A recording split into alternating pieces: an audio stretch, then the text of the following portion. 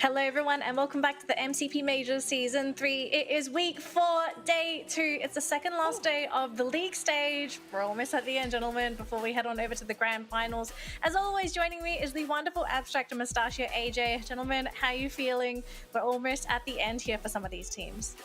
Well, we're finally here. Just 2 more days to go, inclusive of today. I do want to see which are the teams that eventually will make it to the top 12 because as we have seen before from yesterday, well, it is still very much open. Yeah, Icon, Ego Oblivions, as well as AKO Liger Stanley. You've been supporting them since yesterday, and it just seems like they might be able to make it through, right? 17 points needed to break through to the top 12. But of course, Umbrella Reborn, Overdose Esports, as well as Axis Esports won't be making it any easy today, or will they?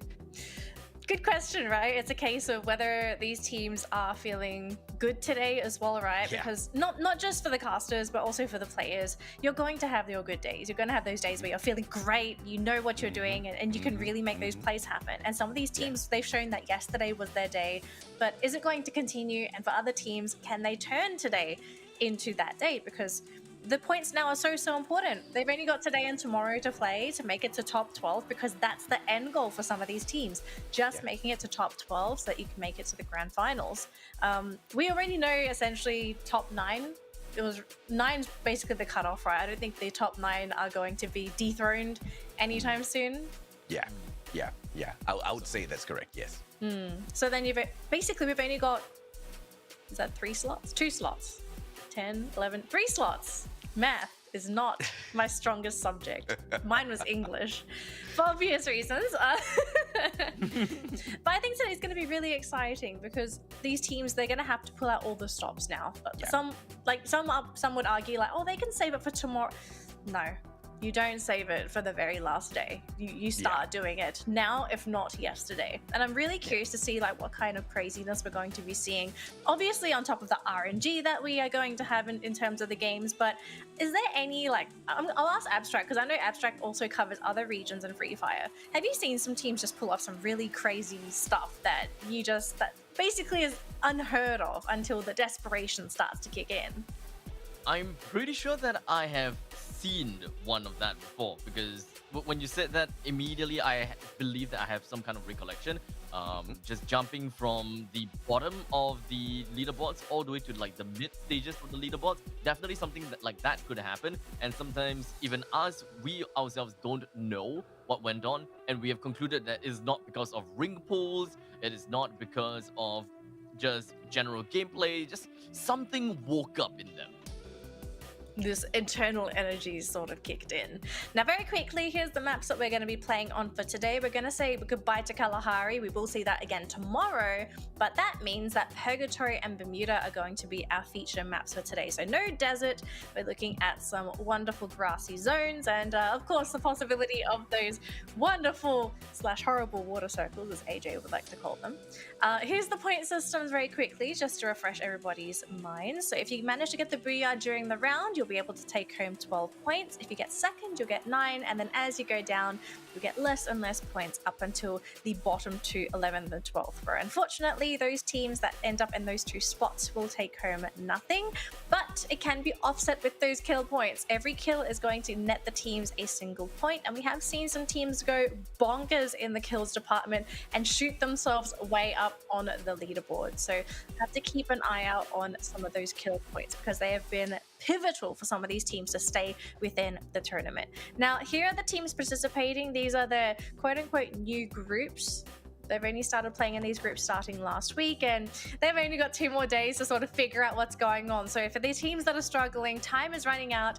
Group B is the group to watch out for. Of course, you've got the behemoths in Group C. You've got Geek Fam and Blacklist down there, but competition has been really stiff regardless of which group C has sort of been paired up with. We've seen the likes of Do Easy blow up last week. Of course, we've seen Geek Fam and Blacklist do their thing, but we're also starting to see the rise of Hard to Get. This is another team that we've got to keep our eyes on. I think, AJ, you're also rooting for Hard to Get. Oh, yes, absolutely. Now, very quickly as well, here's the league stage prize pool. Now, this is a separate prize pool that these teams are currently playing for. Not only are they playing for top 12, but whatever placement they place in the league stage, they'll also have something to take home. But ultimately, it's that top 12 you're aiming for, because only the top 12 will make it to the grand final. Teams that are 13 onwards, unfortunately, are going to have to say goodbye to the tournament, and we'll have to say goodbye to them as well. So there's a quick recap.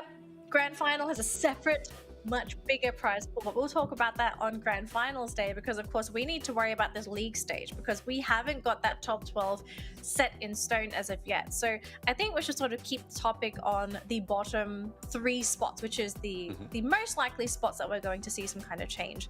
And we already sort of have a list of teams that we're rooting for, right? So I've got my eyes on AKO, Abstract, AJ. What are the teams that you're sort of looking for down in the bottom, the depths of the leaderboard that you think could make it? I still feel Icon might be able to make the cut. And you know, yesterday they did quite a good job to lessen the lead that all of the other teams have on them. And they now need 4 more points to break through. And I think today's the day they'll do that. Abstract, what do you think? I mean, the fact that we have Danley on the AKO, and of course with AJ on the Icon, I did talk about Ego Oblivions yesterday anyway, so I'm gonna be putting myself onto Ego Oblivions. I did say that they are the one that is very unlikely to get themselves the next Booyah because of their total kills. It reflects what kind of playstyle they usually go for, and at this point in time, their core gameplay probably revolves around playing passively, as well making full use of the revival point every time they get to. And I also noted that for Ego Oblivions as well as AKO Ligers, they would not be able to catch up unless they have at least one Booyah for today and tomorrow. So technically speaking, they do have 12 chances to do so. And I'm going to be looking forward to seeing either one of these games for Ego Oblivions or AKO Ligers. Yeah. Now, also let's take a look at the bottom 3 teams, right? Axis, Overdose, and Umbrella Reborn. We did see Axis sort of wake up yesterday, right? They got a couple points in. It did put them in a safer position, but I want to hear your thoughts on Overdose and Umbrella, because I remember during the beginning of the season, I was a big fan of Overdose. I was expecting this team to easily make it to top 12, but then this team has just been slowly falling down this leaderboard. Do you gentlemen have any idea like what sort of happened here with Overdose? Is it just a case of an unfriendly group? I mean, it's not just Overdose Esports, right? It's also Axis Esports. It's also, you know, teams like Orange Esports that we expected a lot out of, who just aren't delivering all that too much this time around. But on that same note, even Vete Esports themselves are struggling all throughout the league. And that's just how it is at the MCP Major Season 3. All of the teams are just so close to each other in terms of capability. I mean, except for a few that are, you know, outside of the grouping as they struggle at the very bottom of the leaderboards. But apart from that, the competition's just way too tight this time. Now, very quickly before we jump over to Abstract here, stay tuned for a giveaway. We're going to be having this later on today.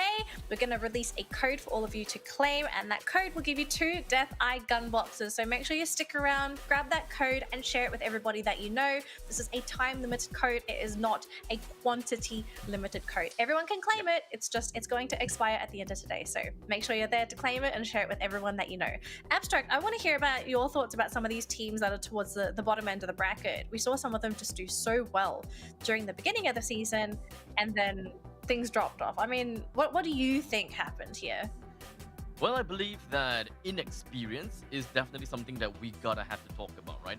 Many of these teams, they have played before, they have had experience as to how league circuits are played, and understandably, they know how to reserve their energy for this kind of games day by day, week after week, so on and so forth. True, it's a different kind of fatigue as compared to like you play so many games in one day. This kind of fatigue is whereby you ran onto a brick wall. You're backed against the wall. You are unable to find out what exactly is going on because you're just playing for the sake of playing now. You don't know how to troubleshoot, and you are just falling onto comfort, which a lot of newer teams fall victim to.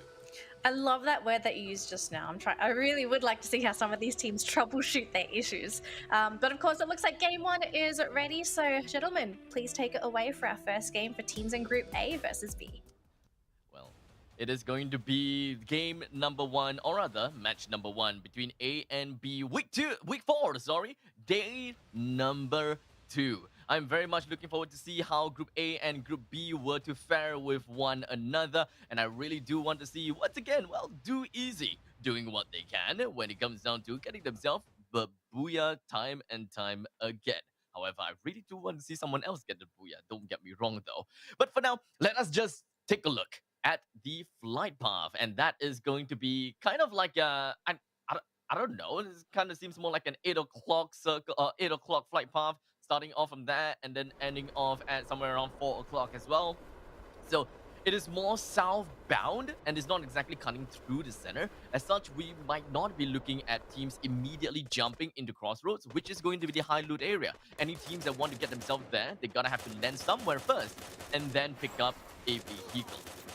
Toda once again getting super aggressive early on. They will be able to take the advantage this time round though, because it's the one and only Pedro with the MAC-10 in hand. But we can see the players off the screen as well, doing a little bit of damage. I believe Orange Esports is in a tough battle against Icon at the very same time. And Toda, this is not their usual drop spot. They usually pick on Fire Brigade, but this time round, they choose to pick on another team, specifically Script Shots, because of the fact that they know this is a team that they will be able to very easily overcome in terms of firepower. Good on them. Let's see if or not the gods of RNG will give them the perfect guns to pull away from that situation alive and kicking. Icon, on the other hand, they don't look like they're in a great position, because as they take the battle up against Orange Esports, Do Easy just behind them might be able to drop by and say hello. Well, the fact is, Do Easy, only one of them is in position. The rest of the players that is inside of Marble Works, they still need to take some time before they eventually make their way in.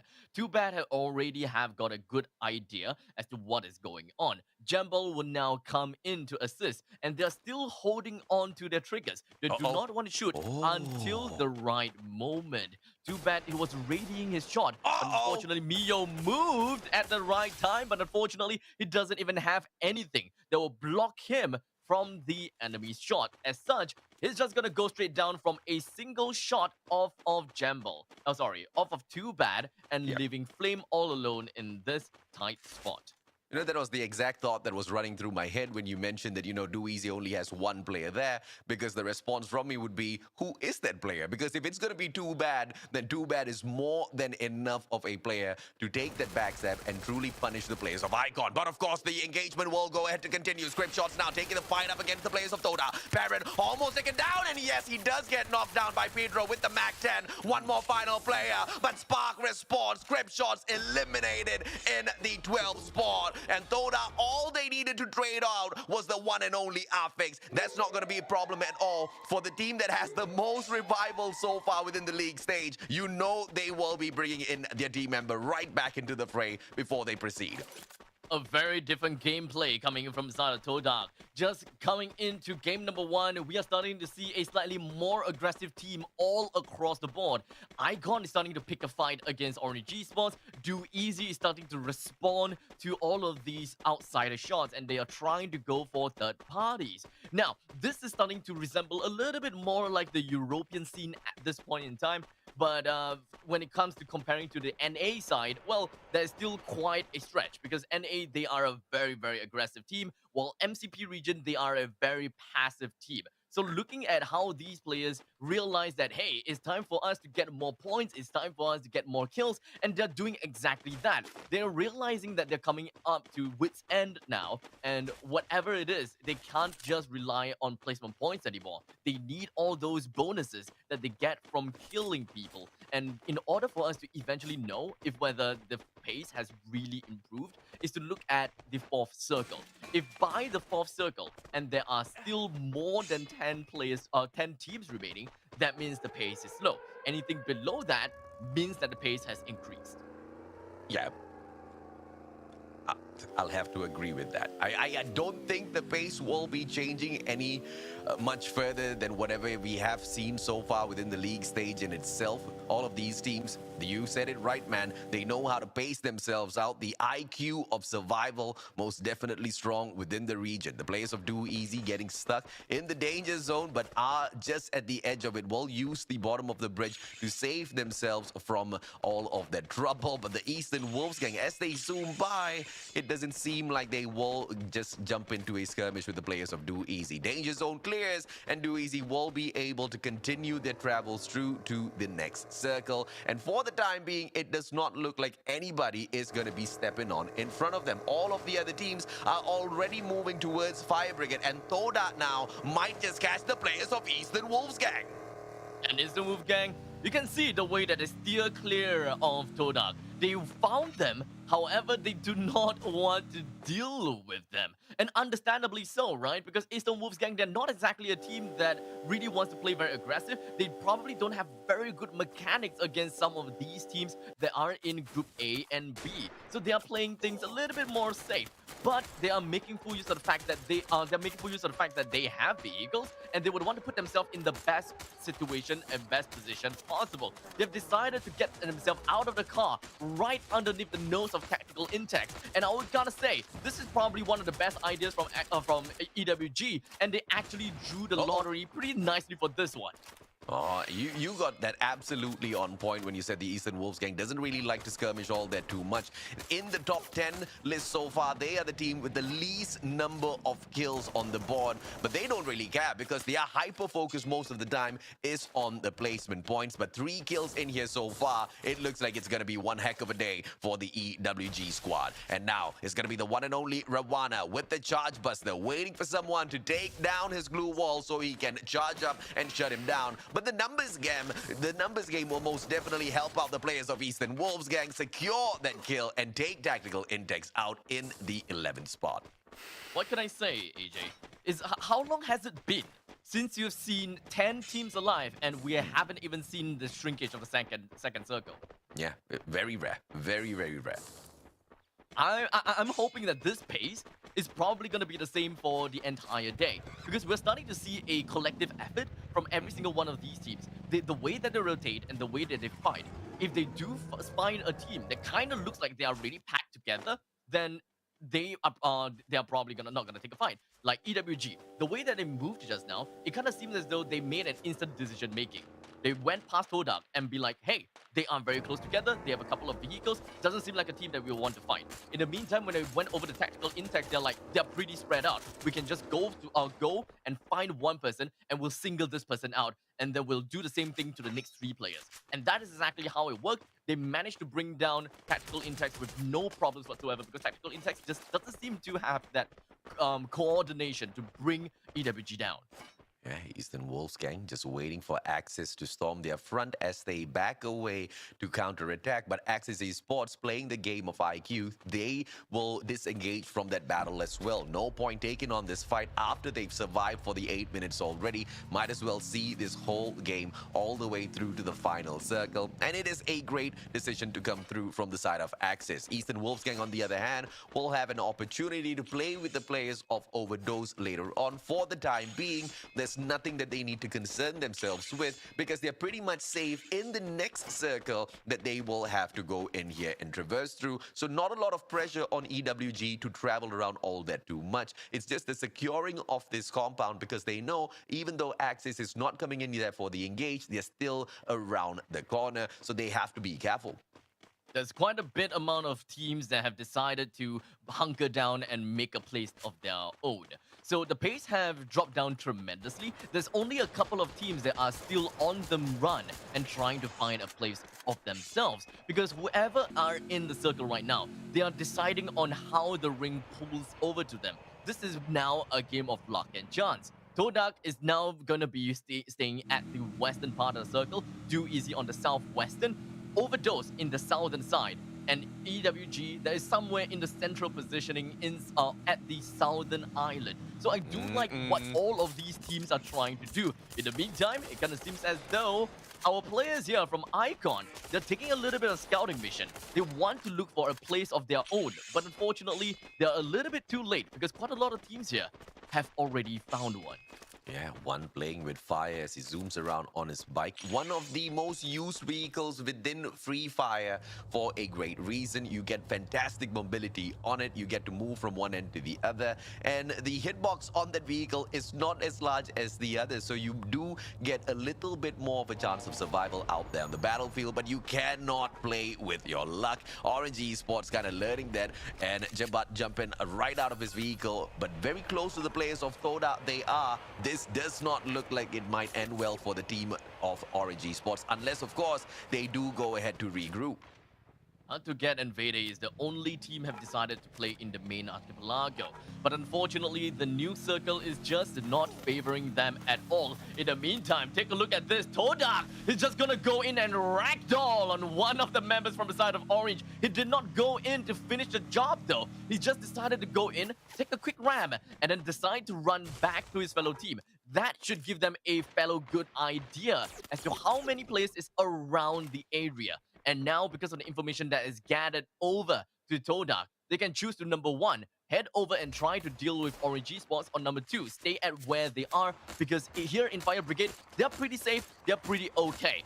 If they were to go to the foot of the bridge, there could be a chance that teams that are in the main archipelago will come in, and that would make things a lot tougher to play because it becomes a trifecta fight.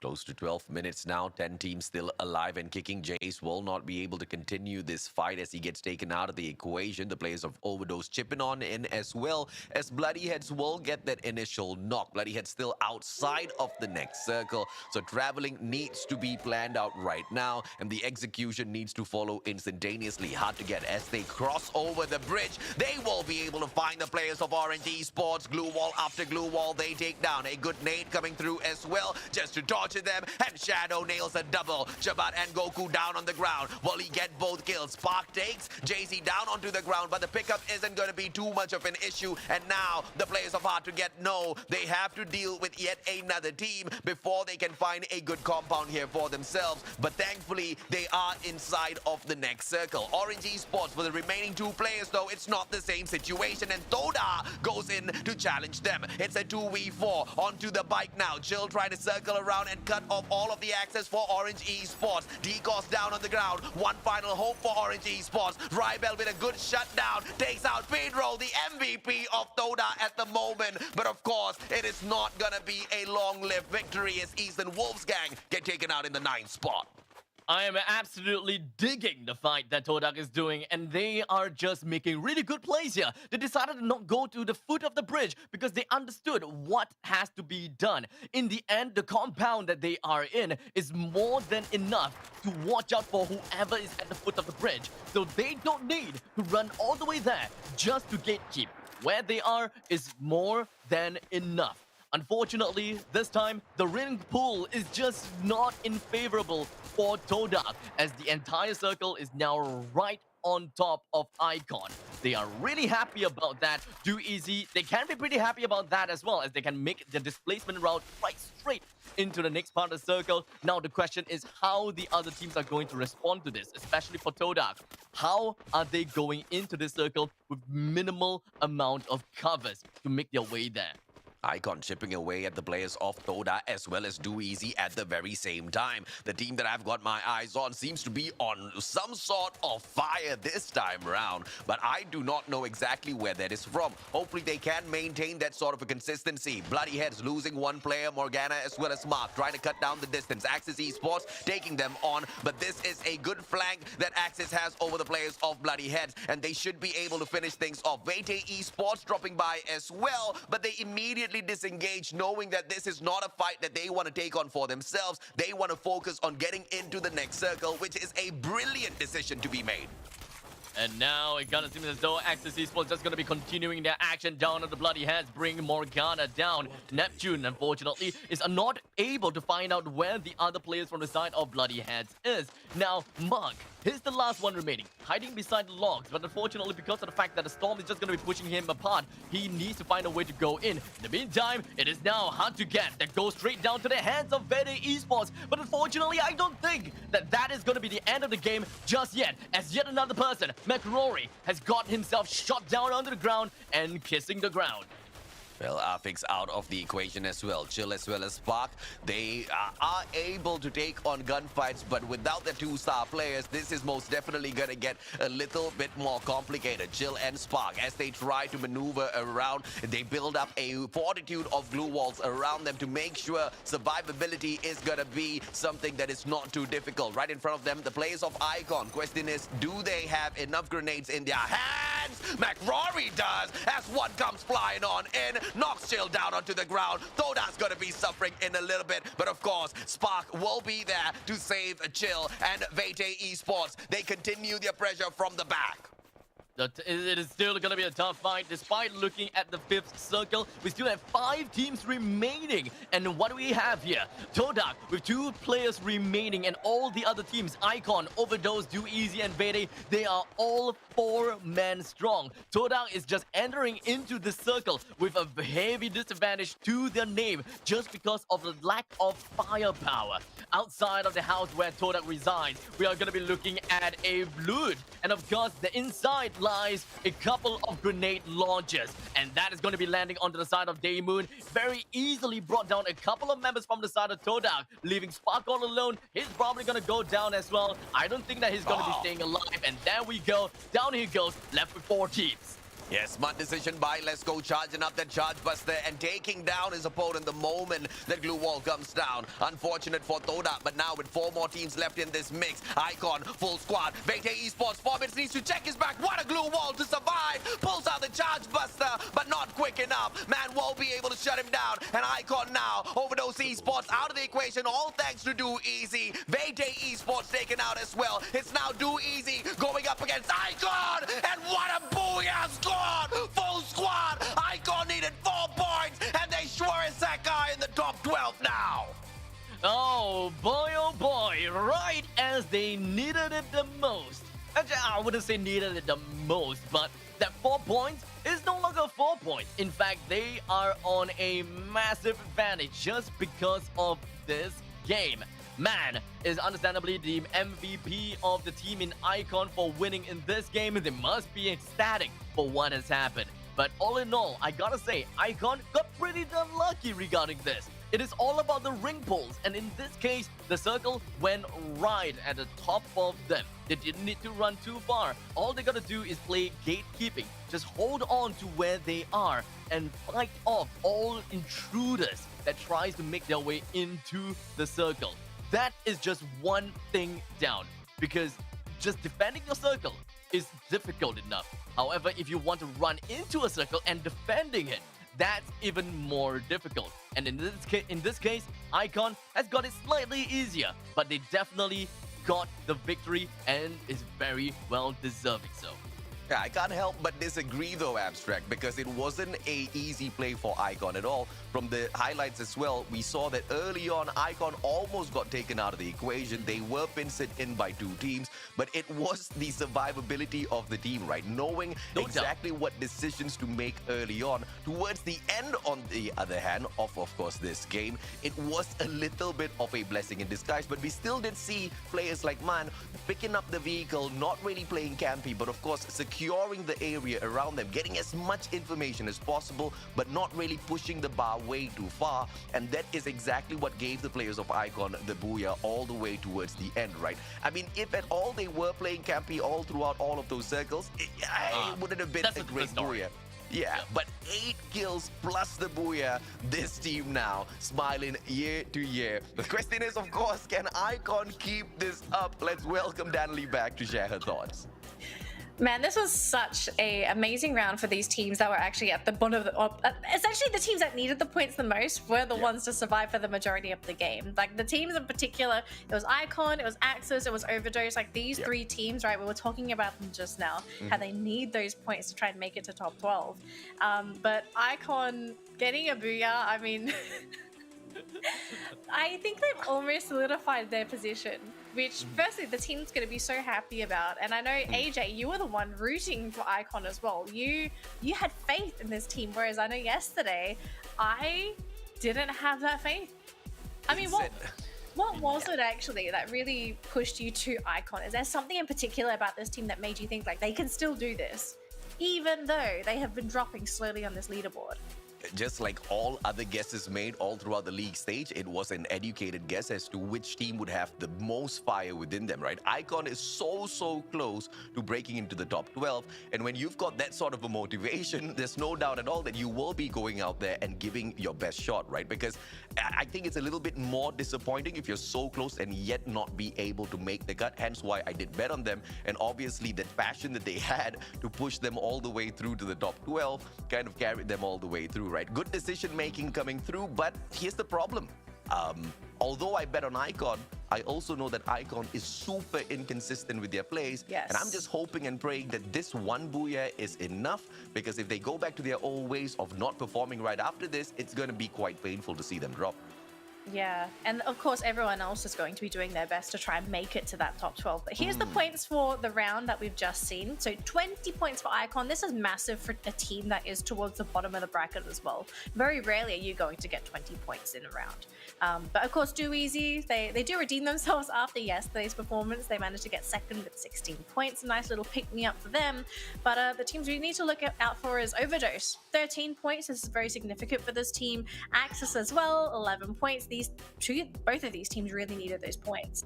But very quickly, let's take a look at our MVP for this round as well to sort of see who was in the spotlight. And it's going to be Acha from Overdose, interestingly enough, stealing away the MVP with 4 kills to his name and 2,400 damage.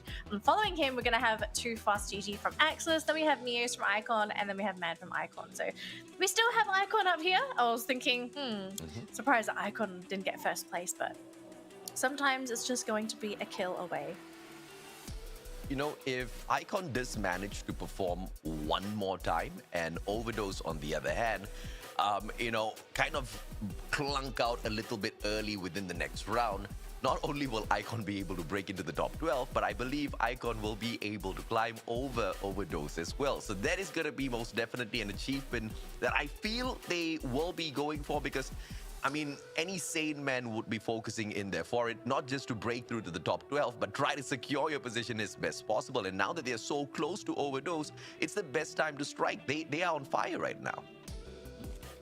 This is all about the emotion games at this point in time, right? Yeah. And AJ, I think you did manage to put a really good point about Icon. The emotion game from the side of Icon is either going to steer them forward even more and make them really beasts, or it just spiraled them out of control. But because of the fact that Icon did so well, or rather, they did pretty well in this game, I don't want to give too much credit yet, but if they do make it so for game number 2 and they manage to stay consistent, we know that the emotions is really getting to them, and they're just trying to do their very best to keep their heads afloat to ensure that they are always in top 12. Absolutely. So game 2 is going to happen in 20 seconds, ladies and gentlemen. It'll be very exciting to see if Icon can continue this. But very quickly, what do you guys feel was what did Icon do last game that gave them so much success in that round? So many things that we rarely see out of them, right? And it was just proper decision making to disengage when, you know, the situation wasn't just so favorable to them. In the past, we've seen them overcommit to fights that, you know, just really weren't on their sides and quite questionable. But this time around, they didn't make those mistakes. So really happy to see them learn from all of those mishaps and misfortunes. How about you, Abstract? Anything you want to add before we hop on over to the game? Well, I think that for me, I see things a lot more simpler. I prefer to see things like kind of like very broadly. I mean, just like I look at it and yep, that is what it is, right? And in that case, I would say that what really worked up for them is also technically tapping on the word blessing in disguise that AJ coined just now, is the fact that they took a scouting mission and the places that they want to go are already taken in by some of these teams. And they have a lack of places to go, and they decided to head to right smack in the center. That was a gamble, but it worked out, especially since the ring pulled right on top of them. But thank you, Daniel, for the question.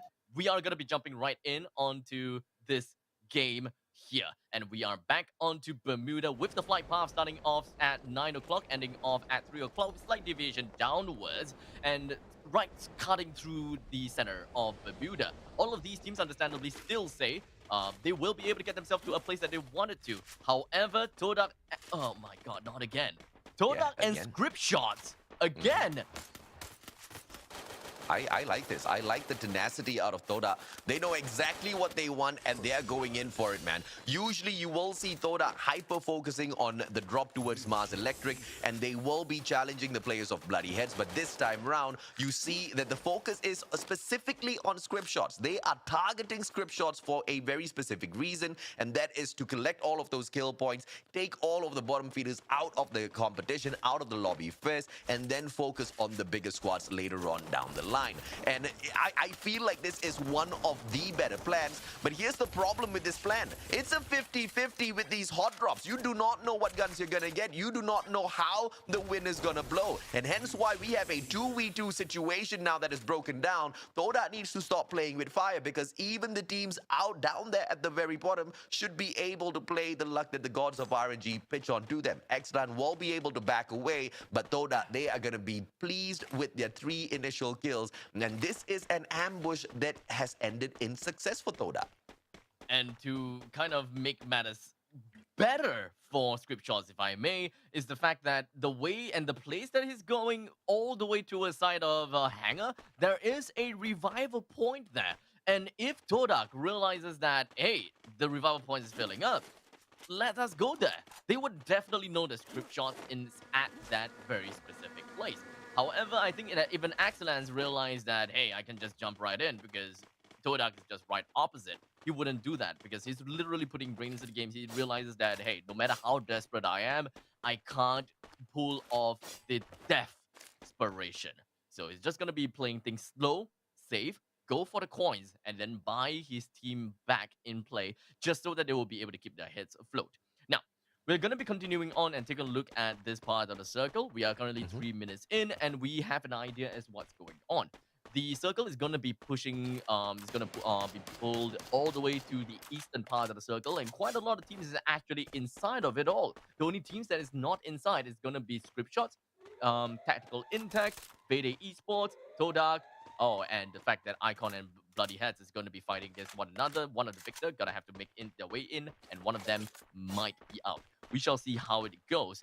In the meantime, we also have Orange Esports that made their way over to Rinnam Village, which happens to be a high loot zone as well. I believe that Orange Esports want to stay there a little while longer and make sure that they look out for a couple of vehicles because they gotta have to cross Todak. It may look like this is an early engagement, but it is the exact opposite. Icon initially took Factory, and the players of Bloody Heads, they dropped into Pochinok. Both of them, after looting, have proceeded in towards Mars Electric, which means they are both ready for a battle. But they don't want to take any chances, and I like the way Icon is wrapping around of Mars Electric. They might be able to flank the players of Bloody Heads, or at the very same time, this could be, once again, that supreme decision-making that is here today that we haven't really seen out of the squad. Disengaging from a battle when it's not really necessary. Do easy as they take the players of hard to get on. Let's see if they will do the exact same. Ares with the AUG will not be able to find a shot just yet, but Jembal from across, it is a totally different story. He hits the players of hard to get one after the other. Icon 1 will be able to find Spark as well, and Icon that disengaged from the players of Bloody Head, they walk straight in towards Toda. 2 big fights going on at the same time, but thankfully, the players of hard to get, they don't really get roughed up all there too much, and the same can be said for Do Easy, as both these 2 teams as well disengage from this battle. 12 teams still alive and kicking. Now, you did manage to talk a little bit more about Todak. In this case, they actually managed to get themselves out of the situation against Script Shots with 2 members alive. And in this case, well, now they only have one members alive because Hydro is going to be the last member remaining and he wants to head himself outside of the zone. He wants to play things a little bit safer by suffocating himself with a couple of the storm. It kind of seems as though he's making his way over to the high loot area. Fortunately, Orange Esports has already made their way out, and as you can see in the minimap, they are relatively close to where Script Shots is. Script Shots probably don't really have quite a good idea as to where the members of Orange Esports is, and of course, with Trigger Discipline, Orange Esports understandably also wouldn't make any sounds unless they have a very clear shot onto the enemies.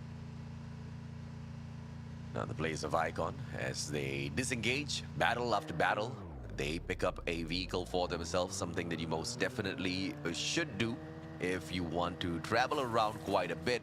But playing the buddy system and splitting up into two different smaller squads, smaller duos, not really my cup of tea. Players of Icon now getting into troubled territory as they find the players of Hard to Get. Jay-Z will play the game of information first, but they are all within the danger zone, so I do not anticipate an aggressive side of Hard to Get, but let's see exactly what happens. Axis Esports within the same vicinity as well will be able to pick up on all of those sound cues and pay them a visit as the third party, but with the way Axis Esports has been performing in the competition so far, I do not expect any over-aggressive maneuvers from them, especially as we try to close off in this day.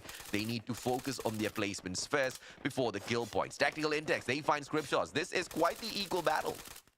And just like that, it kind of seems as though we have the beta that's gonna be gunned down by Shoot. It's really unfortunate, not gonna lie. Unfortunately, it is gonna be a 1-for-1 trade. Shahid with Vector Akimbo brings one down, but unfortunately, Rwanda was hoping that he will be able to shoot a couple of members right through from the window. He finds himself taken down. Shahid runs right past of Shook, landed quite a good amount of shots, connected almost half of his shots down onto Shook, leaving him with half HP. The Inhaler is gonna help him out with a couple of EPs to keep the regeneration going on. Shahid realizes that he's currently slightly backed up against the wall. It's tough for him to continue this fight as Shad brings out all his micro Uzi and he continues to lay down the pain onto the opponents.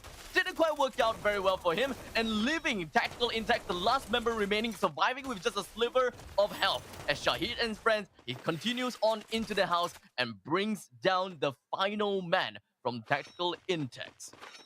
Script Shots manages to take down a huge adversary, but they need way more than that if they want to qualify through to the grand finals. At the very moment, they need about 82 points to reach up to the 12th spot, which does seem like a little bit of an impossible situation. Axis Esports, as they catch the players off too easy. Only two more left in this mix, but Axbar, he will be able to find the backstab onto Spade, and he does have the double barrel in hand. What more danger can he bring onto the players of Do Easy? Jesbu has disengaged and backed away quite far, and Do Easy, they will be able to survive back with that revival platform if only Jesbu is able to disengage from this battle safely, but it doesn't seem to be the case as he doesn't really have all that too much of cover if he wants to move on to that revival platform. The players of Hard to Get, on the other hand, catches Vete Esports. Good grenade pop by Shadow, finds absolutely no one. Jay-Z with the backstab with the Mag 7, forfeits the final player, has the AC-80, but a 2v1, pincer maneuver, time turner gets pulled down, he still survives, but Jay-Z with the Mag 7 once again makes it way too easy, and Ares with the finisher.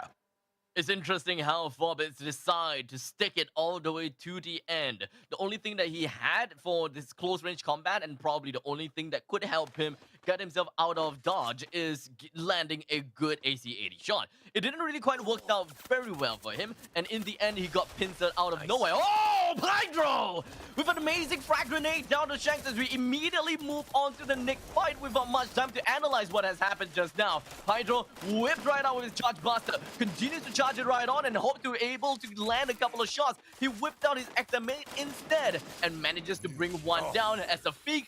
He came out right in the nick of time and he helped his fellow teammates and get one kill for his team, leading up to a total of 7 kills, despite the fact that Todak, they had a not that good, or rather kind of like a mediocre start, especially since only one person was left alive. Somehow they found a way to get everyone back into the game.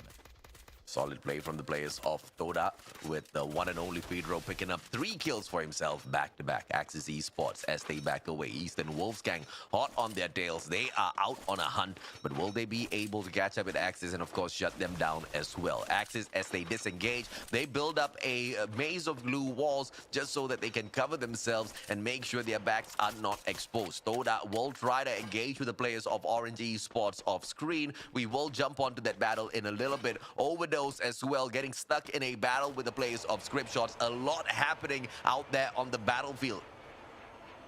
And now Todak, it kind of seems as though they're coming in a little bit closer onto the side of Orange Esports, and Chill, he's completely surrounded. Will he even be able to get himself out of dodge here? In the meantime, Orange Esports, they realize that they can actually get themselves right out of here, or maybe not. They are deciding to fight right back while they still have the escalation. They do have the verticality as they continue to go on. Afik, 1 versus 1. He was hoping they would be able to get the shot down. He did manage to. Unfortunately, Rybel comes right in, and he managed to get himself a good shot onto the opponents. Or was it Rival or was it D-Cards? But it doesn't matter. The team of Orange Esports, they managed to find a way to turn the tides around onto Todak just by playing a defensive formation. Eastern Wolfgang still stalking the players of Axis Esports as they play the vantage point of that hill to their advantage. Axis Esports very slowly backing away, using the terrain to their defense, making sure they don't have to expend way too many of those glue walls very early. A bad grenade out of the players of EWG will of course force them to waste their lethals, and to the advantage of Axis Esports, who don't really have to deal with it all that too much. Both teams have the edge of the next circle, which means pressure not really on them. They just have to be careful. The teams like Hard to Get do not stop by and chip in on those shots as well. Axis now, good flash freeze tossed out. That's not going to be much of an effect as they absolutely have zero line of vision towards each other. Buddy system, and they break away. Eastern Wolfgang, a 2-2 split for the pincer maneuver. Can they now execute this with the players of Axis keeping an eye on them? Axis, they smell that trouble. They smell that pincer, and they back away all towards one spot. And this is that juke. This is that bait. Can they step on in front? Because they also have got the grenade launcher waiting for Eastern Wolfgang. If at all they step on forth. But Eastern Wolfgang, they focus on prioritizing their positioning first. And they don't step on into the house of Axis just yet. I'm very interested to find out why Axis Esports decided to throw that flash freeze just now. There's a lot of applications of what flash freeze is really good for, but not at what they were doing just now. It kind of seems like a bit of desperate attempt to just throw whatever that they have onto their hands. However, I'm just going to be moving on from that topic as the rest of the members from the side of EWG kind of seems as though they are moving on forward. They managed to bring down 2 of the blue ones almost immediately, but take a look at this. Too far, JJ! He does have a grenade launcher on his hand as he continues to rain down pallets of grenade down onto the opponent's side. EWG is still 3 members available fighting against 3 of the other members from the side of Axis Esports, and EWG left with 2. Yeah, Monito has got the charge buster, but that's not going to be effective at all with that distance. He needs to wait for the rest of the players of Axis now to come in here and say hello. In the meantime, they recover their health. Double barrel. Here comes Too Fast GG with the grenade launcher as well. And it's too easy of a shutdown as Xbox steps up with a double barrel. Off screen, it's Icon taking on Orange Esports with the grenade launcher in hand as well. Icon still performing absolutely great against the team that eliminated Toda earlier on. 2 players down on the ground. Icon on absolute fire. Flame as he goes in for the 2v1 situation. Can he get it? Gets the first player. Second one still alive, but he gets sprayed down onto the ground. But Orange Esports still get taken out of the equation. What an ambush set up by Icon. 4 kills in here so far, but they are now getting teased by the players of Overdose from afar. Archap with those shots back to back will be able to find a few with the SKS, but they, of course, on the side of Icon have got the circle and the side of this hill to play to their advantage. Abstract. I really want to see how Icon eventually make full use of this giant steep ridge to their advantage. A total of 3 teams is left, and 4 members that are still alive from Overdose as well as Hard to Get. Icon, they may have lost one, and now it's all about the ring pull. The ring is actually looking to be pretty darn good for Icon. They can decide to play things a lot slower. They don't have to make their way into the circle almost immediately because their part of the storm will move a lot slower as compared to where Hard to Get is and where Overdose is. All they gotta do is force Overdose and Hard to get close to one another while Icon just stay there where they are, gatekeep the opponents, and while the opponents are busy with each other, that will be their call to run right in. Whoever does have a good amount of glue walls, they are probably gonna win in this circle. As such, having the glue wall economy is very important for this very round. Shadow needs to hit these shots. Can he find one? Has got one of the best snipers in the game, and he might be able to play the AWM to his advantage. One shot is all he needs, but Shadow does not clip it, does manage to get Pin out of the equation. The pressure from the side of Icon as well, building up, but hard to get as they close the distance between themselves as well as the zone. It will be Overdose engaging with Icon first, and as that fight takes on, Mio will be able to fire up, but he takes himself out with the grenade launcher. What a mishap. Icon with that misplay might pay a huge price. But it kind of seems as though they managed to get themselves right out of dodge. Overdose is the one that unfortunately have 2 members left. It does seem like the handicap is just turning out to be pretty darn good for Icon. Overdose left with 2, Hard to Get left with 3. Most of the members from the side of Icon, they are understandably gonna be in the eyes of the enemies. But with the glue walls that they have managed to put right down, a lot of these players have decided not to shoot the glue walls because they do not want to waste any more precious resources. However, Kimiyoso, he don't care about anything at all. He still wants to bring the damage down on the opponent's side. The Riptide Rhythm did not really quite connect onto the most crucial glue wall that protect onto Icon. 2 of them knocked down by the zone. Icon taken down 3rd place. Never mind. Moving on. Hard to Get brings Overdose down. And that was a very simple win coming in from Hard to Get. They made it look so easy as they strolled right on in with the numbers advantage. They got it right, and Icon, what can I say? They just got pretty darn unlucky. That was a love triangle towards that final circle. Yes, a lot of shapes involved, but of course it was good planning at the very same time out of the players of Hard to Get. And it was the glue wall management not really overexpanding and at the very same time taking on 2 teams at the very same time, right? And they, most of the time, were using all of the trees within that compound itself just to play that extra bit of defense so that they don't really have to waste too much of their resources. And at the very end, were able to capitalize on the mistakes of Icon as well as the other team. Now, of course, as we go back in here for a rewind, a highlight of this matchup, but how it started off wasn't anywhere close to how it ended, was it? Well, at least I would say that for Icon, they managed to get themselves the 3rd place. But how we started, this is what I really want to talk about, right? Because Todak, they started off by hard dropping onto script shots. And it kind of seems as though like they can do it again because they did it the first time. Only that they suffered quite a bit of casualty in that fight. It was a 2-4-3 trade. It was still not bad for Todak, but the way that they moved allowed one of the players to be singled out, leaving with 1 member left. Somehow, they managed to get themselves right back out into the game. They managed to get a total of 7 kills to themselves, as you can see right about here. But unfortunately, when it comes down to fighting against Orange Esports, it left down to that 1 versus 1 at the final moment. Afik only had 30 HP to work with. They only lost because of the fact that they needed to move to where Orange Esports is. It is all about the movement that made things tougher for them. Yeah, Icon initially made one big mistake against Orange Esports as well.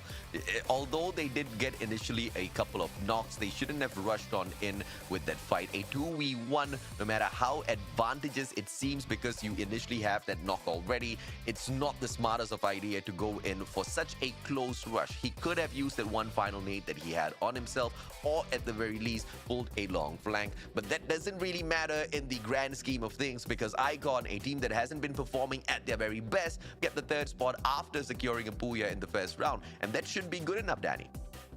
It should be good enough, but also we need to remember Overdose also managed to score quite high in that round as well, right? So that's another team that's going to essentially secure their position for now. They still have 2 more games to go, right? They finished their first 2. I'm really keen to see where everyone's sitting on the leaderboard now, because we've had 2 rounds. I know Icon in particular is going to be sitting on top. We know some teams they haven't played yet. AK Ligers haven't played yet. We will see them very soon. Looking forward to seeing them play. But I'm thinking, is Icon really safe? But we had this discussion just now, right? It's too early to say. Yeah, it is. It most definitely is. And you know, they needed a couple of points, but like you rightfully mentioned, Umbrella Reborn hasn't even started playing just yet. And the fire that Icon had, Umbrella Reborn would have as well. Yeah, so man, I'm just looking forward to seeing the leaderboard. Firstly, let's take a look at the standings. Let's hold it in, okay? Because I know at this point the standings are the most important for us. But very quickly, hard to get, 21 points, very, very juicy. Overdose with 16, Axis with 14, Icon with 13. Honestly, these 3 teams are on fire today. And I think it's because they've kicked it into gear. They know that they're in such a desperate position and they are on the verge of elimination. And we're seeing them play to their very best right now. Well, looking at the fact that Icon, they managed to get themselves a little bit of a higher rank points, but unfortunately falling short to Axis only because of, well, the amount of kills that Axis has got. Todak is within the same realms too, however, it is mostly because of the rank points that they got themselves 11 points. But hey, it is still 2-digit number, and this standings, surprisingly, is pretty well spread out, because we're looking at Veda Esports with 0, Bloody Heads with 1, and even if Tactical Intex dropped off at 11th place, they dropped off at 12th place when it comes down to the ranking points, they still have got a total of 2 kills. So all of these teams, they technically have got some good amount of points given to them for this very specific rounds, leading all of the teams to move up with a couple of points together. Right, so big jump up here for Axis. Oh, sorry, not Axis. So Axis, they go up, but this is actually still significant for the team. 353, nice sizable gap. They're not at risk yet. But Overdose and Icon, we're starting to see these teams build up a bit of a lead. But we also have to keep in mind, right? Umbrella, they haven't played. Ego hasn't played. AKO haven't played. Yeah. But we're going to be seeing them play in just a moment. So I'm curious to see, is this gap enough already? And I almost want to say it isn't, but as safe as it seems, sitting on 333 and having the closest team, Umbrella, being the closest, I think they're still at risk. But the question is, can Umbrella perform? Because I think for the past couple weeks, or at least past couple matches we've seen, has Umbrella performed? And I don't think the answer is yes. I'm not sure about you two. Like, what are your thoughts on Umbrella? Like, what have we seen from this team so far? Now, Umbrella is a team that I came into MCP and I didn't have a lot of confidence onto them. The thing about Umbrella Reborn is that we have been seeing them quite a lot. You know, they played MCP Season 2 with Error and iPans. They reached 16th place. They are one of the teams that we have seen quite a lot of times. We've seen them as Umbrella Reborn. We've seen them as No Escape Umbrella before, with almost the same lineup. And they were all also playing for the Free Fire Challenges MY, but they were ranked at 13th place. So they are always very close. But when it comes down to really closing out the day, or rather closing out the entire tournament and getting themselves a decent positioning, they will always fall short by a little bit. And I would say that this is probably one of the inexperiences that I'm talking about. The inexperiences that I was talking about. And they just can't seem to find a way to, get themselves in the mood and get themselves on track. AJ? I think Abstract kind of, put it into a small little capsule for us, right? But at the end of the day, although the past experiences that they've had in the competition does count for something, what truly does matter is their performance within this season. And their performance within this season has been not abysmal, I would say that's tactical index, Mediocre, but if I may. mediocre is very kind. They have most definitely not been on their best stride, right? And hence why they are struggling to break into the top 12. But 29 points, although it may seem like a little, they need to find those 29 points within the next 2 matches that Icon will not be participating in. And based on how they've been blowing hot and cold so far, their track record within the league stage so far, I feel like it's quite the long shot to expect them to pull that off. So I don't think they are going to be able to catch up with these next 2 matches. But before the end of the day, that might still be a possibility. Could be a possibility for my team, aka Ligers, they're playing up next. But before that, though, just a quick reminder, we are going to have a giveaway later today. We're going to be giving away a code, and the code will give you 2 Death Eye gun boxes. So make sure you're here for that giveaway. You can claim the code and also share it with everyone that you know, because this is a time-limited code. It is not a quantity-limited code. So sharing is caring. Don't be greedy. There's literally no point in being greedy with this code. All right, guys. So we're going to be jumping into our next match in just a moment. It's going to be Purgatory once again, and we are going to be seeing a group swap. It's going to be B versus C, which means the Goliaths are coming in, but it also means Group A is going to take a little bit of a step back to see how everyone else performs. What are we sort of looking at here for this next grouping? Because we know last week it was essentially the domination of Do Easy, right? Do Easy completely crushed these guys in the games that they appeared in, but we saw a rise of Geek Fam and Blacklist yesterday. These teams really picked it up. They're coming back. They're grabbing points. They're making sure they can keep the top 2 placing. Is it just going to be the same thing today? Do you think it's just them taking these final 2 days seriously? Oh, I've dropped my book. Taking these final 2 days seriously to the point where they cannot be moved from their positions? Is there a reason for them to? Because let's be realistic, right? Blacklist, they kind of have an extra 500 USD to work towards. Same thing for Geek Fam, right? If you grab that top 1, you get 2,000. If you get second, 1,500. But if you're top 4, you still get 1,500. Would there be any justification to say that we're not going to worry about our placements? Let's just try some crazy stuff for the grand finals.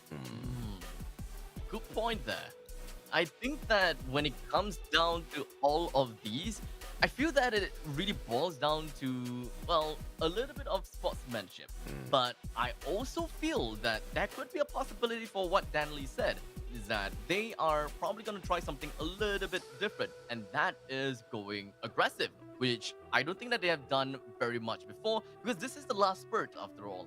They have already solidified the positioning at the top 12. There is really not much they're gonna lose, especially for the side of Blacklist International, right?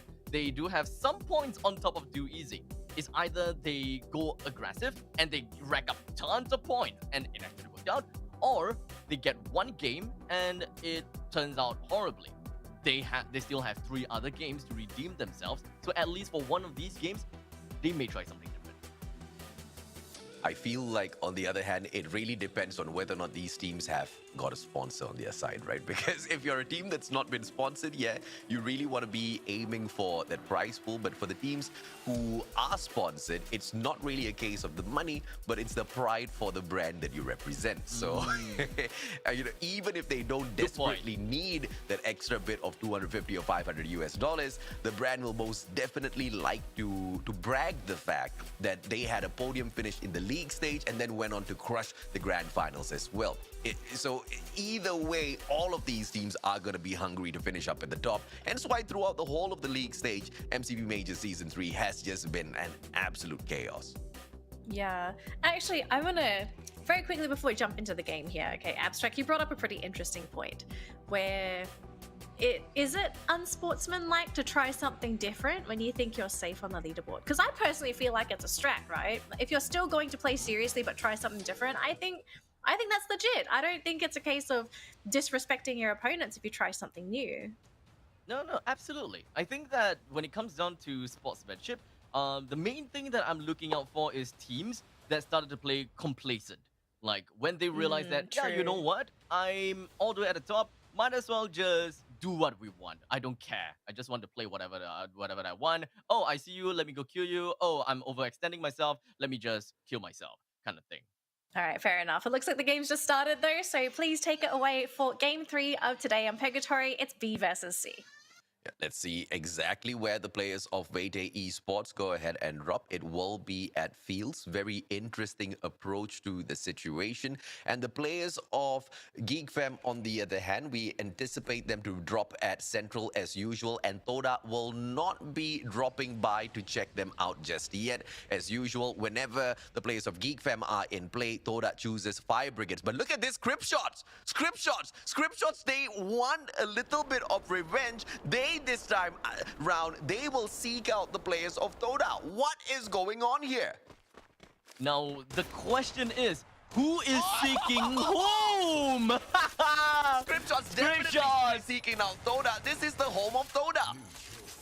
Oh my goodness! Scriptshots, you guys are vengeful spirits, man. And now Pydro, he's finding himself in such a bad spot. And Rose and friends continue to try to find where Pydro is. Brings him down onto the ground, leaving just one member to himself, and that is gonna be Spark. Wielding dual wielding on this revolvers. What can he possibly do here except to run away? Yeah, revolver akimbo, but then he's got to take on 4 players at the same time. Look at them all coming on up. He sprays 2 down, but the Beta shuts down Toda. What a play. Yes, it was a great stand towards the end, but it was not enough. And Script Shots with one of the most perfect revenges executed in the league stages of MCP Major Season 3 so far. Toda, okay. Not quite the answer I was thinking. I thought that Spark would very likely try to run away and revive his fellow friend, but he decided to stick it all the way to the end so madly. But I guess there could be a possibility that with all of the decisions that he was thinking of, all the scenarios he's thinking of, where can he possibly go? There could be a possibility that while they are parachuting down, they saw what is going on around the area. They know that, hey, GeekFam is in Central. Hey, Hard to Get is in the other side, in the lumber mill. So even if I go out, if I run straight for the bridge, Script Shots definitely finds me. If I go over to Central, GeekFam finds me. And of course, vice versa when it comes down to going over to the lumber mill. So the best thing that Sparks could do was just let them eat land. Good play by the players of Script Shots, but of course, you can't take those aggressive maneuvers and surprise 50-50s all the way towards the final circle, or can you? We will, of course, identify the answer to that question a little bit later on to see whether or not Script Shots survives the rest of the onslaught, but now they might just get spotted out by the players of GeekFam who are hanging around. They're not backing away from Central just yet, and this is usually their home. They will be using the zip line just to crisscross away from Fire Brigade as well as Central. And GeekFam, they'll continue to play this compound until they identify exactly what is that moment they can move on safely, because the next circle, I believe, is placed quite far away from them. Well, let's see how far it is. Oh, okay, it's far. So, let me give you guys a little bit of a rundown as to what the circle is going to look like, right? So we have the western island, we have the southern island, and then we have the main island, which is going to be going to have a good chunk of the entire of the new ring. In fact, the entire island is kind of like in the new ring, right? Except for a couple of crossroads, campsite is not in there, the northern side of Forge is in there, the entirety of Ski Lodge is in, and Brasilia, only the northern part of Brasilia is in. So any teams that manages to play in the main archipelago is gonna be pretty darn happy about it. GeekFam, Script Shots, Hard to Get made their way to campsite. So GeekFam, Script Shots, as well as WTG Expert, they're gonna have to find their way into the circle as soon as possible. But do know though, this is only the first level storm. They shouldn't be too afraid of this. As such, if they do want to continue looting around, they may do so if they have any form of EP regeneration, or maybe if they find a lot of first aid kits.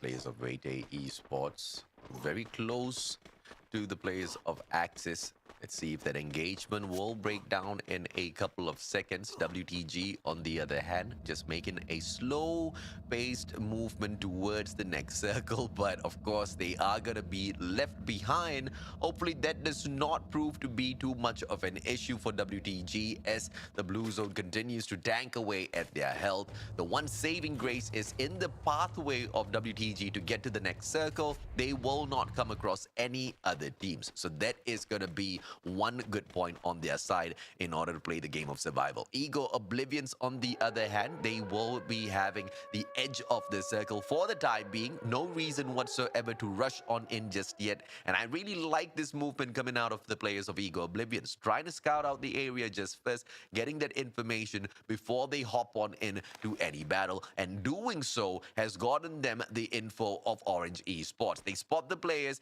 maneuvering very slowly towards the danger zone, and they know that they do not want to hop on out and take a careless engagement against them. Rybel might get caught out, but let's see exactly how the players will be able to position themselves later on for all of those shots. Orange Esports, for the time being, they are going to be comfortable as they have got multiple compounds to kind of go in here and work with as they spread themselves out thin.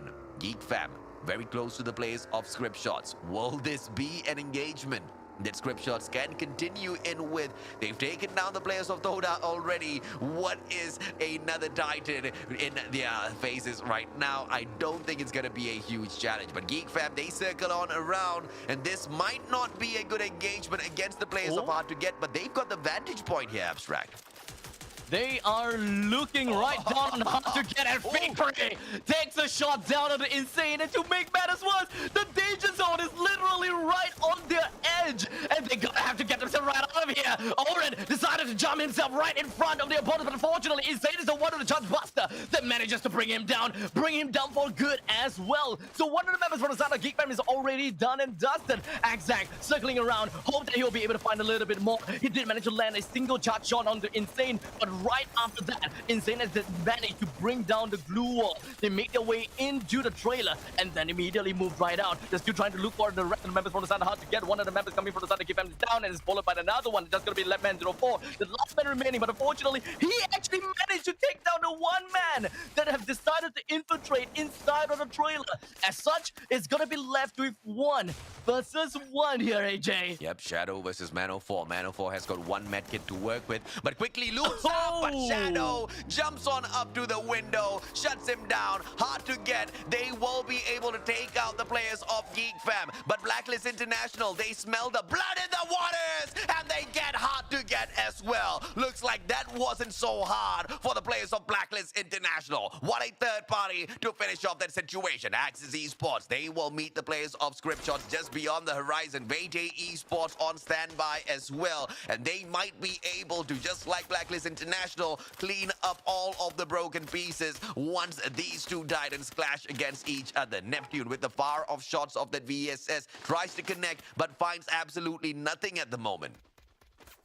Well, it kind of seems as though that a fight, or rather another fight, is going to be happening. Most of these teams, they're really trying to get themselves right on pace. All of these teams are moving collectively to try to get themselves more kills. In fact, Vaytay Esports, they're not too far ahead, and I honestly wouldn't be too surprised if Vaytay Esports decides to move right onto this fight between Axis versus Script Shots. As now, Heron hoping that he'll be able to do much, but unfortunately, the Time Turner is just going to be popping right out and ensure that he will be safe for now, and just going to be moving on and turning the tides around. Axis Esports get themselves a single kill. Neptune is just trying to weave himself inside and outside. He wasn't able to find Shahid, but by the time he finally saw him, it was a little bit too late because he had already wrapped around the entire room, or rather the entire house, with a glue wall dropping right behind of him. And Cobra! He continues to come in, and Cobra! He is just stomping out the members here. In fact, it's not Vaytay Esports that comes in for the voucher. It is gonna be Blacklist International indeed. So take a look at this.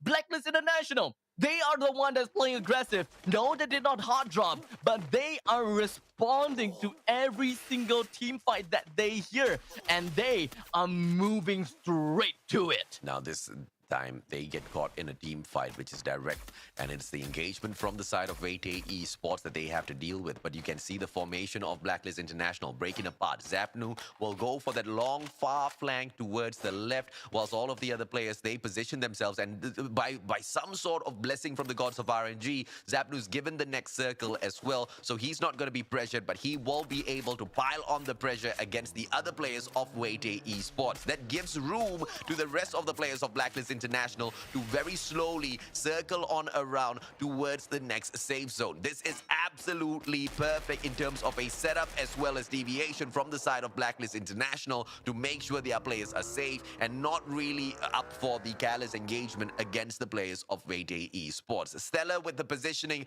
Vaytay Esports, Damon bringing on in the grenade launcher as well. Might get into a little bit of a sticky situation later on, but look at this. Blacklist, they do not want this fight no matter what. They disengage and they continue moving. They say no to Vaytay Esports even before that battle can fully begin.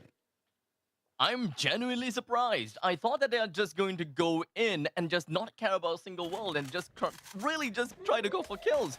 But no, they still are considering all the pros and cons. Why do they want to attack this team? Why should we attack this team? It does seem like their MO at this point in time is that they just want to go for the voucher. They do not want to go in for a fresh fight against another team. So, in some sense, that is the tactic.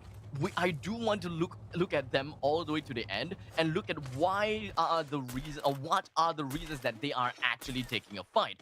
But for now, we are going to be focusing down onto auto knockout. The team that Danley has been looking out for. They are immediately going to be picking up a fight down onto Orange Esports with Jaboy1 landing one of the shots down onto Orange Esports. Nothing else is going to be happening from this point onwards though. So the pace is just going to go down for a short little while.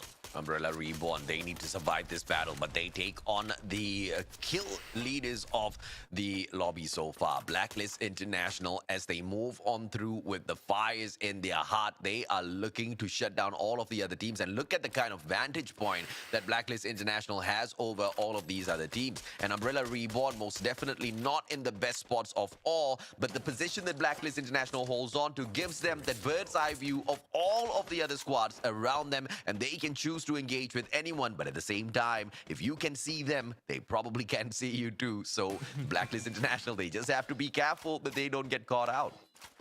Lucky with the ring pull as well. I do like the fact that they decided to go and play at the top of the ridge. That puts them with some good verticality. And to add on to that, the ring pulled right on top of them. They must be really happy. But I'm not sure why Zapnu and friends have decided to go down southeast to take on a couple of fight down onto the members of Umbrella Reborn. Alas, it kind of seems as though it is working pretty darn well. We have the members from Blacklist International that essentially is going to be fighting wars on two fronts. So which one are they actually going to be looking out for? In the meantime, auto knockout, 2% down. Yeah, Orange Esports getting the job done. AKO Seiya picked right back up. Those nades are not going to help Jaboywa just yet unless he gets one perfectly. Decos, on the other hand, shows him exactly how to play those grenades. Dyron pulls out the glue wall. Max 7. Oh, he misses that shot. Unfortunate, turns around, but gets sprayed to the ground. Orange Esports with a perfect execution over AKO. And they now own this portion of the map, and they can proceed on towards the next circle. Blacklist International continues to punish the players of Umbrella Reborn, but one of them have already made their way in towards the middle of the next circle, and that's exactly what they want. Umbrella Reborn focusing on the game of survival to make sure they can collect enough points, 29 points to be specific, to catch up to Icon, who currently sit in the 12th spot. And just like that, with a total of 6 teams left. Oh! Umbrella Reborn, as we technically called it. But they actually managed to save themselves all the way until the 6th team. So it's not that bad, if you ask me. I thought that they would probably be like the 10th place or the 11th place team to actually be eliminated. But 6th place, well, I was saying that I am genuinely surprised that they actually did really not bad. Ego Oblivions, they are still in this game as well. There could be a chance that they'll be able to do a decent job, especially since they are not drawing any attention to themselves. Speaking of attention, WTG Expert, they are the one that managed to draw quite a bit of attention from the eyes of Blacklist National. And Blacklist National, they do have a total of 11 kills. And I kind of jinxed that, didn't I?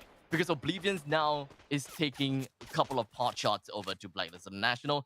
I'm not too sure if whether that is actually a good idea or not, but now is the time for them to move right on top, only to get a shot down by Cobra. Well, that's your answer. Whether or not that was a good idea for them to shoot Blacklist International, the answer is hell no. Good nade, and it will be a flash freeze that makes sure JC Jacob cannot approach to go in there for the finisher, just purely out of Zapnu alone. This guy is an absolute monster on the side of Blacklist International. And now, with the grenade launcher, Phoenix, the 5-time MVP, week 1 MVP as well. Can he secure the back-to-back kills? Yes, he can. Phoenix with a double onto Vete Esports. One tap passes by, and he gets taken down way too easy. Blacklist International, 19 kills so far. They are gonna break the record of the most number of points within one match in the competition within the league stage. Can they do it? They need all 4 kills now. They only have 3 to take over Ego Oblivions.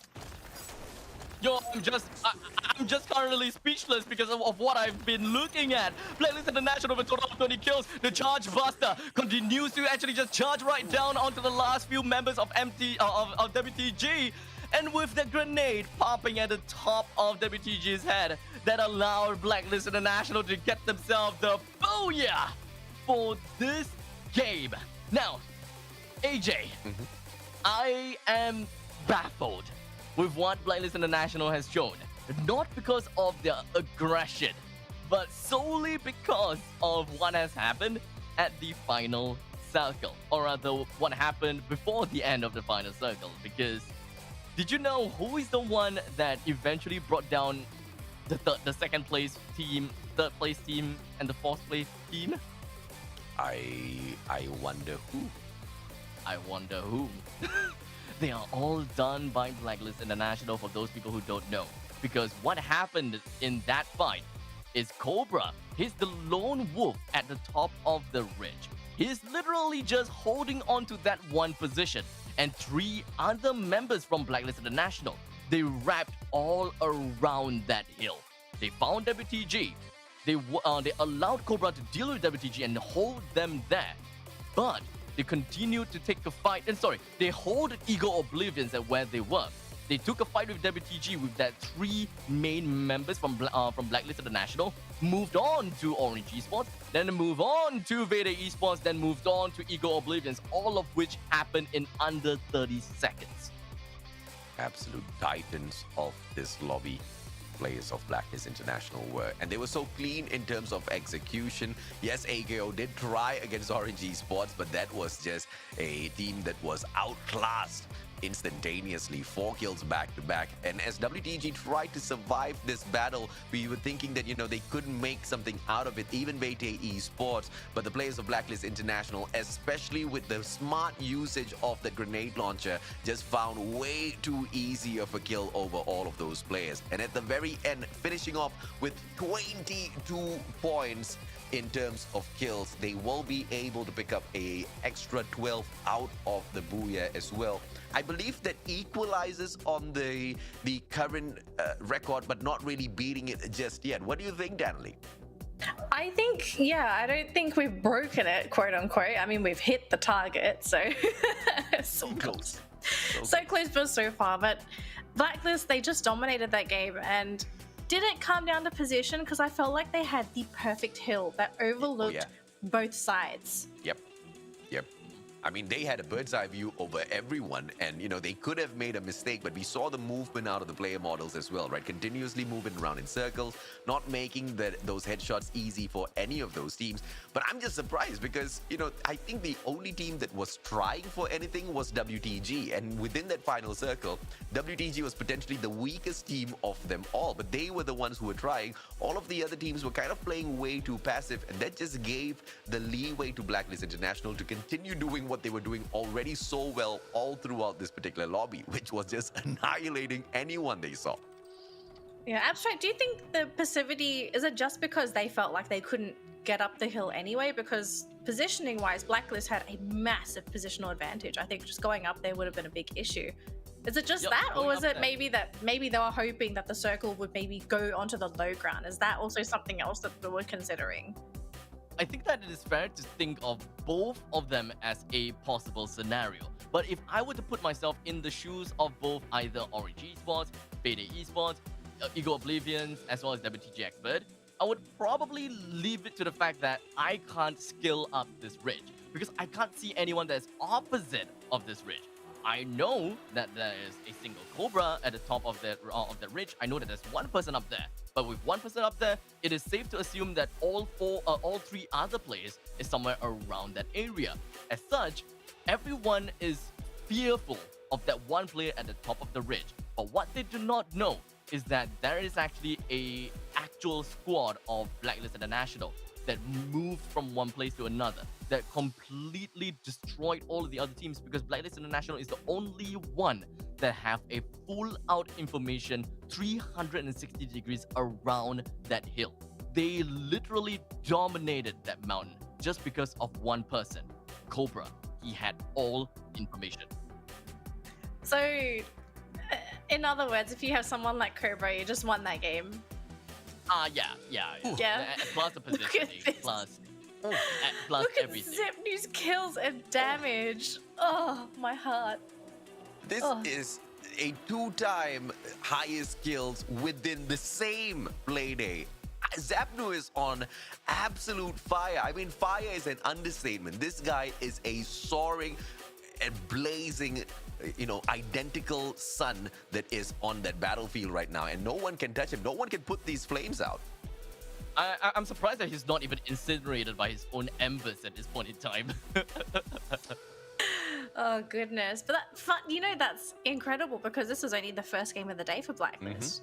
I'm honestly really excited to see what's going to be coming up next. We will be jumping onto Bermuda very soon, but before then, we are going to have a quick break, not just for you guys, not just for us, but also for the team to sort of sit back and sort of figure out what's happened. Because I think if you're in Group B and you saw how that game went, you're probably thinking Blacklist is an issue. And we saw this with Blacklist yesterday. They were on fire as well yesterday. Man, I don't even know if anyone would have the balls to hot drop Blacklist. I don't think GeekFam would either. No? I don't think anyone is bold enough to do that. I don't think that Blacklist International themselves would be bold enough to do that to themselves.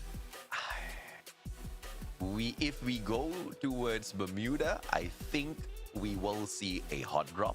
But the question is, who's going to be executing that hot drop, right? I think Todak. it will happen during... No. Todak's not going to hot drop Blacklist at all. AKO might do it. Might do it. And this is a huge potential for them over at Bermuda. But we may have to just wait and see if or not that does happen. If it does happen, it will happen at peak. I'm calling Todak dropping on Porsche script shots again. My goodness. It's possible. I don't even know what's going on with those two teams. Like, clearly somebody said something and then they were just like, we're just gonna hot drop these guys for the rest of today. I'm not sure what's going on. It's been Some tilting went on 100%. pretty entertaining stuff, but we are going to go for a quick 5-minute break. Once we return, we'll jump into game number 4. See you soon.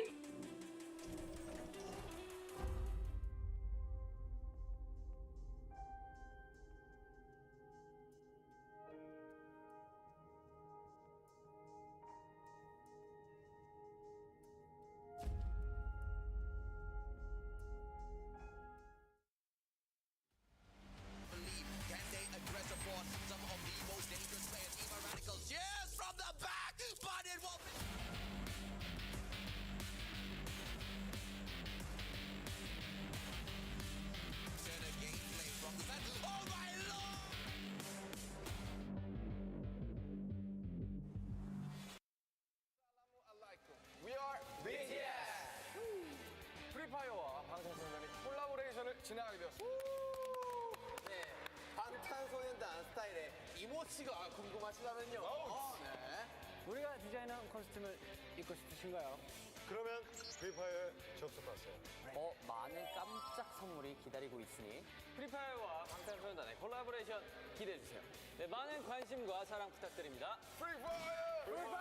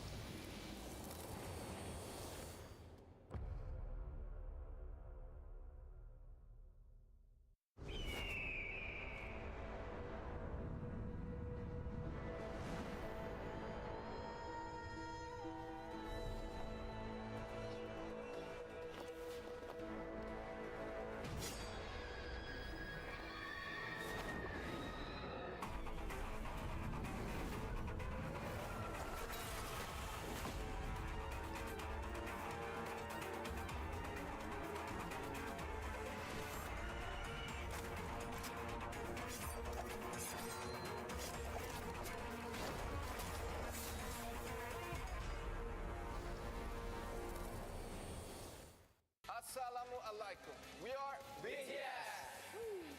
프리파이어와 방탄소년단이 콜라보레이션을 진행하게 되었습니다. 네, 방탄소년단 스타일의 이모치가 궁금하시다면요. Can they address the force some of the most dangerous players, even radicals? Yes, from the back, but it won't be.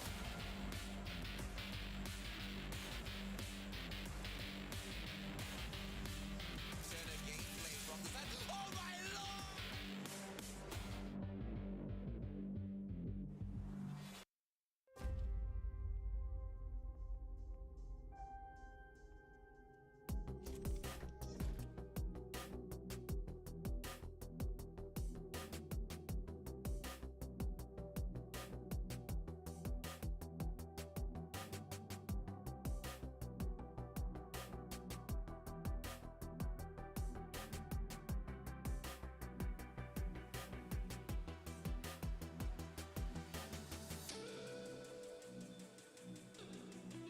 Hello everyone and welcome back to the MCP Major Season 3. We're halfway through the day and so far for Groups B versus C, Blacklist have crushed their first game of the day with 22 kills. They literally slaughtered half the lobby. I think if you're starting your day able to just destroy half the competition, you're going to have a pretty good day. Absolutely, and now they're just one more booyah away from equalizing with Do Easy, and of course, maybe 2 booyahs away from breaking the record. They could break that record. I think it'd be pretty interesting to see them do so, but we got to talk about some of the other teams, right? Because after that round, I think it was pretty devastating. No one could touch them, no one could compete with them for that round. And we did sort of play with the idea of maybe somebody trying to compete with Blacklist in terms of drop zones, because you can't track where the teams are, right? If like these teams are playing blind. For anyone that doesn't know and is following the league, there is no way for anyone to identify the teams or players. The kill feed doesn't show names. There's no information. So it's not like people can just see, oh, it's Blacklist, let's run away or let's go for them. Yeah. You don't really have you know that. what you can see? You can see On this the bottom. right now. Yes, on the bottom of the screen, it's our giveaway for today. Make sure you claim that code and share it because that code is going to give you 2 Death's Eye gun boxes. So make sure you claim it now.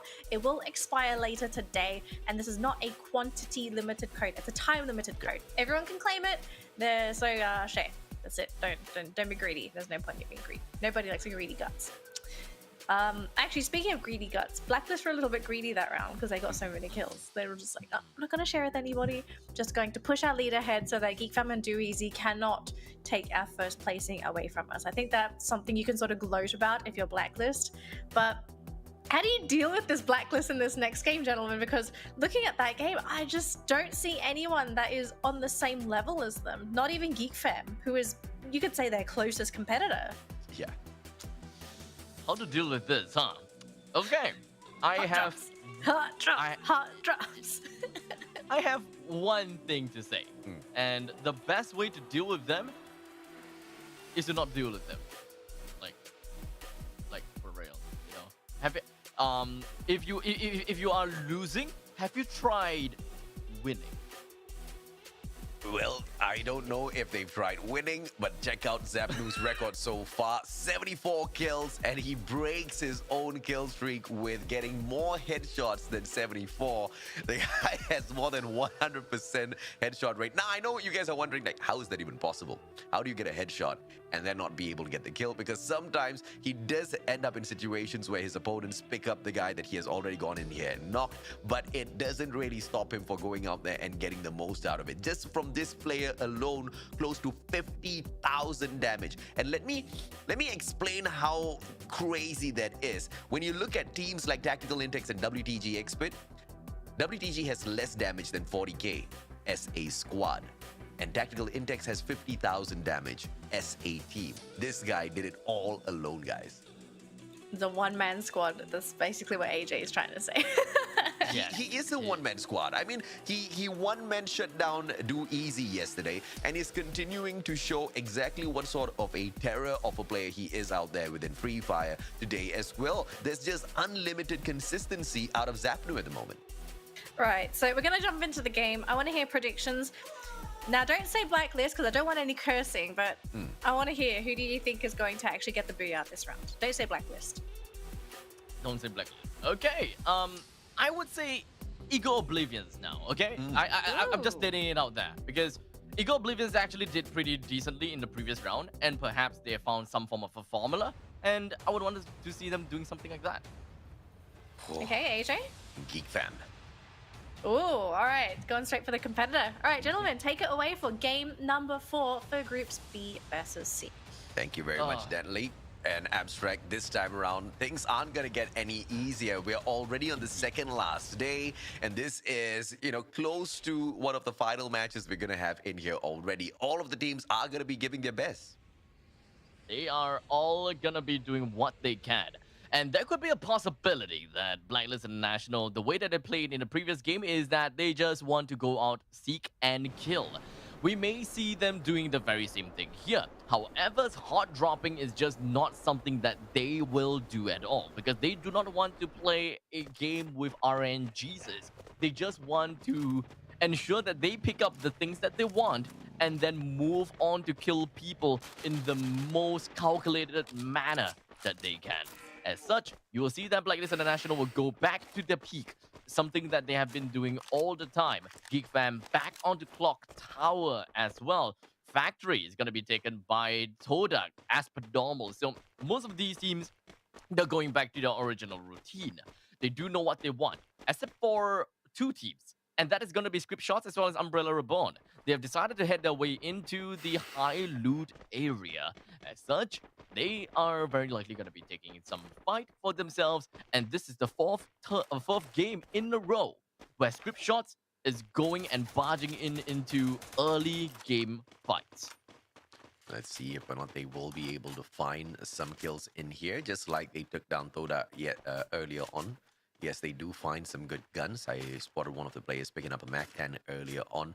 That, for me personally, is the broken gun of the season. Just so easy in those close-range combats. iPads will be able to fire up against Shahid, taking him out of the equation as well. A man advantage now for the side of Umbrella Reborn. Rose right below iPads, so he should be able to strike once again with the backup of Niel. Rose is just positioned way too far away from all of the other team members, but it's not something that the players of Umbrella Reborn have information of just yet, which is the saving grace for the side of Rose. The beta, half HP down already. Not a lot of medkits to play with for a lot of these players because they haven't really finished looting up just yet, Abstract.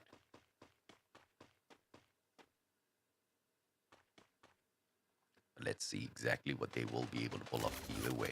Syrup Shots will be losing Baron as well. iPans goes ahead to strike once again. Niel not doing much at all. Gets caught out by Rose out of nowhere. Kaz takes down the beta. One final player now to deal with, and that is gonna be Rose. And after that takedown, they all know exactly where Rose is. iPans just needs to drop on down, check Rose out of this game, send him right back towards that lobby. The question is, will Umbrella Reborn be able to do that? Yes, Rose gets spotted out with the UMP in hand, will be able to fire right back, and this is a 3v1 that Rose can turn around. iPads double barrel misses both the shots, and no, Rose does not respond well. Good glue wall brought out, but iPads gets the third kill in a row. What a player. Well, I am not too surprised with this answer. However, it doesn't seem like the game is going to be over just yet because we have another fight that is going to be erupting real soon. Veda Esports, they have found the members from the side of Hard to Get. It kind of seems like Jay-Z, he actually shuffled over to a landmine. There could be a possibility that he actually planted one. So I would love to see someone just get blasted into smithereens of where he was. But for now, Jay-Z knocked down, and I'm pretty sure that he will be dead unless someone comes in to rescue him and pop off a glue wall very easily. Unfortunately, Orbit, he comes in from behind. He does have a charge buster and is very prepared to lay down the lad, the buck shot down onto Insane. And from this point onwards, Insane did manage to seal off the door with just a single glue wall and made things a little bit tougher for the rest of the members from the side of Veda Esports to continue the fight out. Unfortunately, Insane, he popped off a lot of those glue walls and surprised how many that he has got. Unfortunately, there's just way too much things going on. And the sounds that's erupting across the horizons is just way too loud. This is just a signal for another team to come in, and that is gonna be WTG. That's jumping right into the action, and they would want to have a piece of this pie. No Name just waits for Vete Esports to take down that glue wall earlier, and they stole one kill away. And of course, Vete Esports not going to be happy with that, but they do know for a fact that there is another squad within the vicinity. And Vete Esports, they go ahead to disengage, leaving Hard to Get to deal with the players of WTG. WTG, you don't really see them get all these kills, all wins over squads, all that too many times in the competition. It is really cute how they maneuver around, but a lot of adjustment still is needed from this team in the future competitions that we are going to be witnessing them participate in, because one too many mistakes this time round, Abstract, has kept them at the very lower end of the leaderboards. Well, I really hope that they will be able to do something about this, despite being on the lower end, and it's kinda impossible, I'll say, to it's very much impossible for them to actually catch up to any of the teams right now. But hey, it is all about the matter of fun, I suppose. They still have some sportsmanship in them, and they will still do whatever that they can. And their job here is actually to ruin other people's time. There's no point in them getting a booyah. However, if they do get a booyah, that means that they are gonna be shaking things up a little bit on the leaderboards, and that's the kind of thing that we would want to see as spectators. These random things that happens, these unexpected things that the lower placed teams will be able to pull off. Oh, Shadow! Yo, that is illegal! That is so illegal! Yuck! Yuck! Shadow, one player left in here, holding on to a Oh my.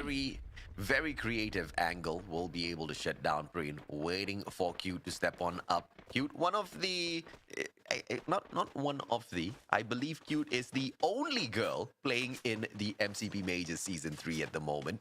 Let's see if or not she will be able to finish off Shadow. Shadow, he has a weird habit of climbing up onto roofs and sitting down as the one and only Batman, but doesn't get spotted outside. Turns around, double barrel shut down. Shadow gets taken out of the equation.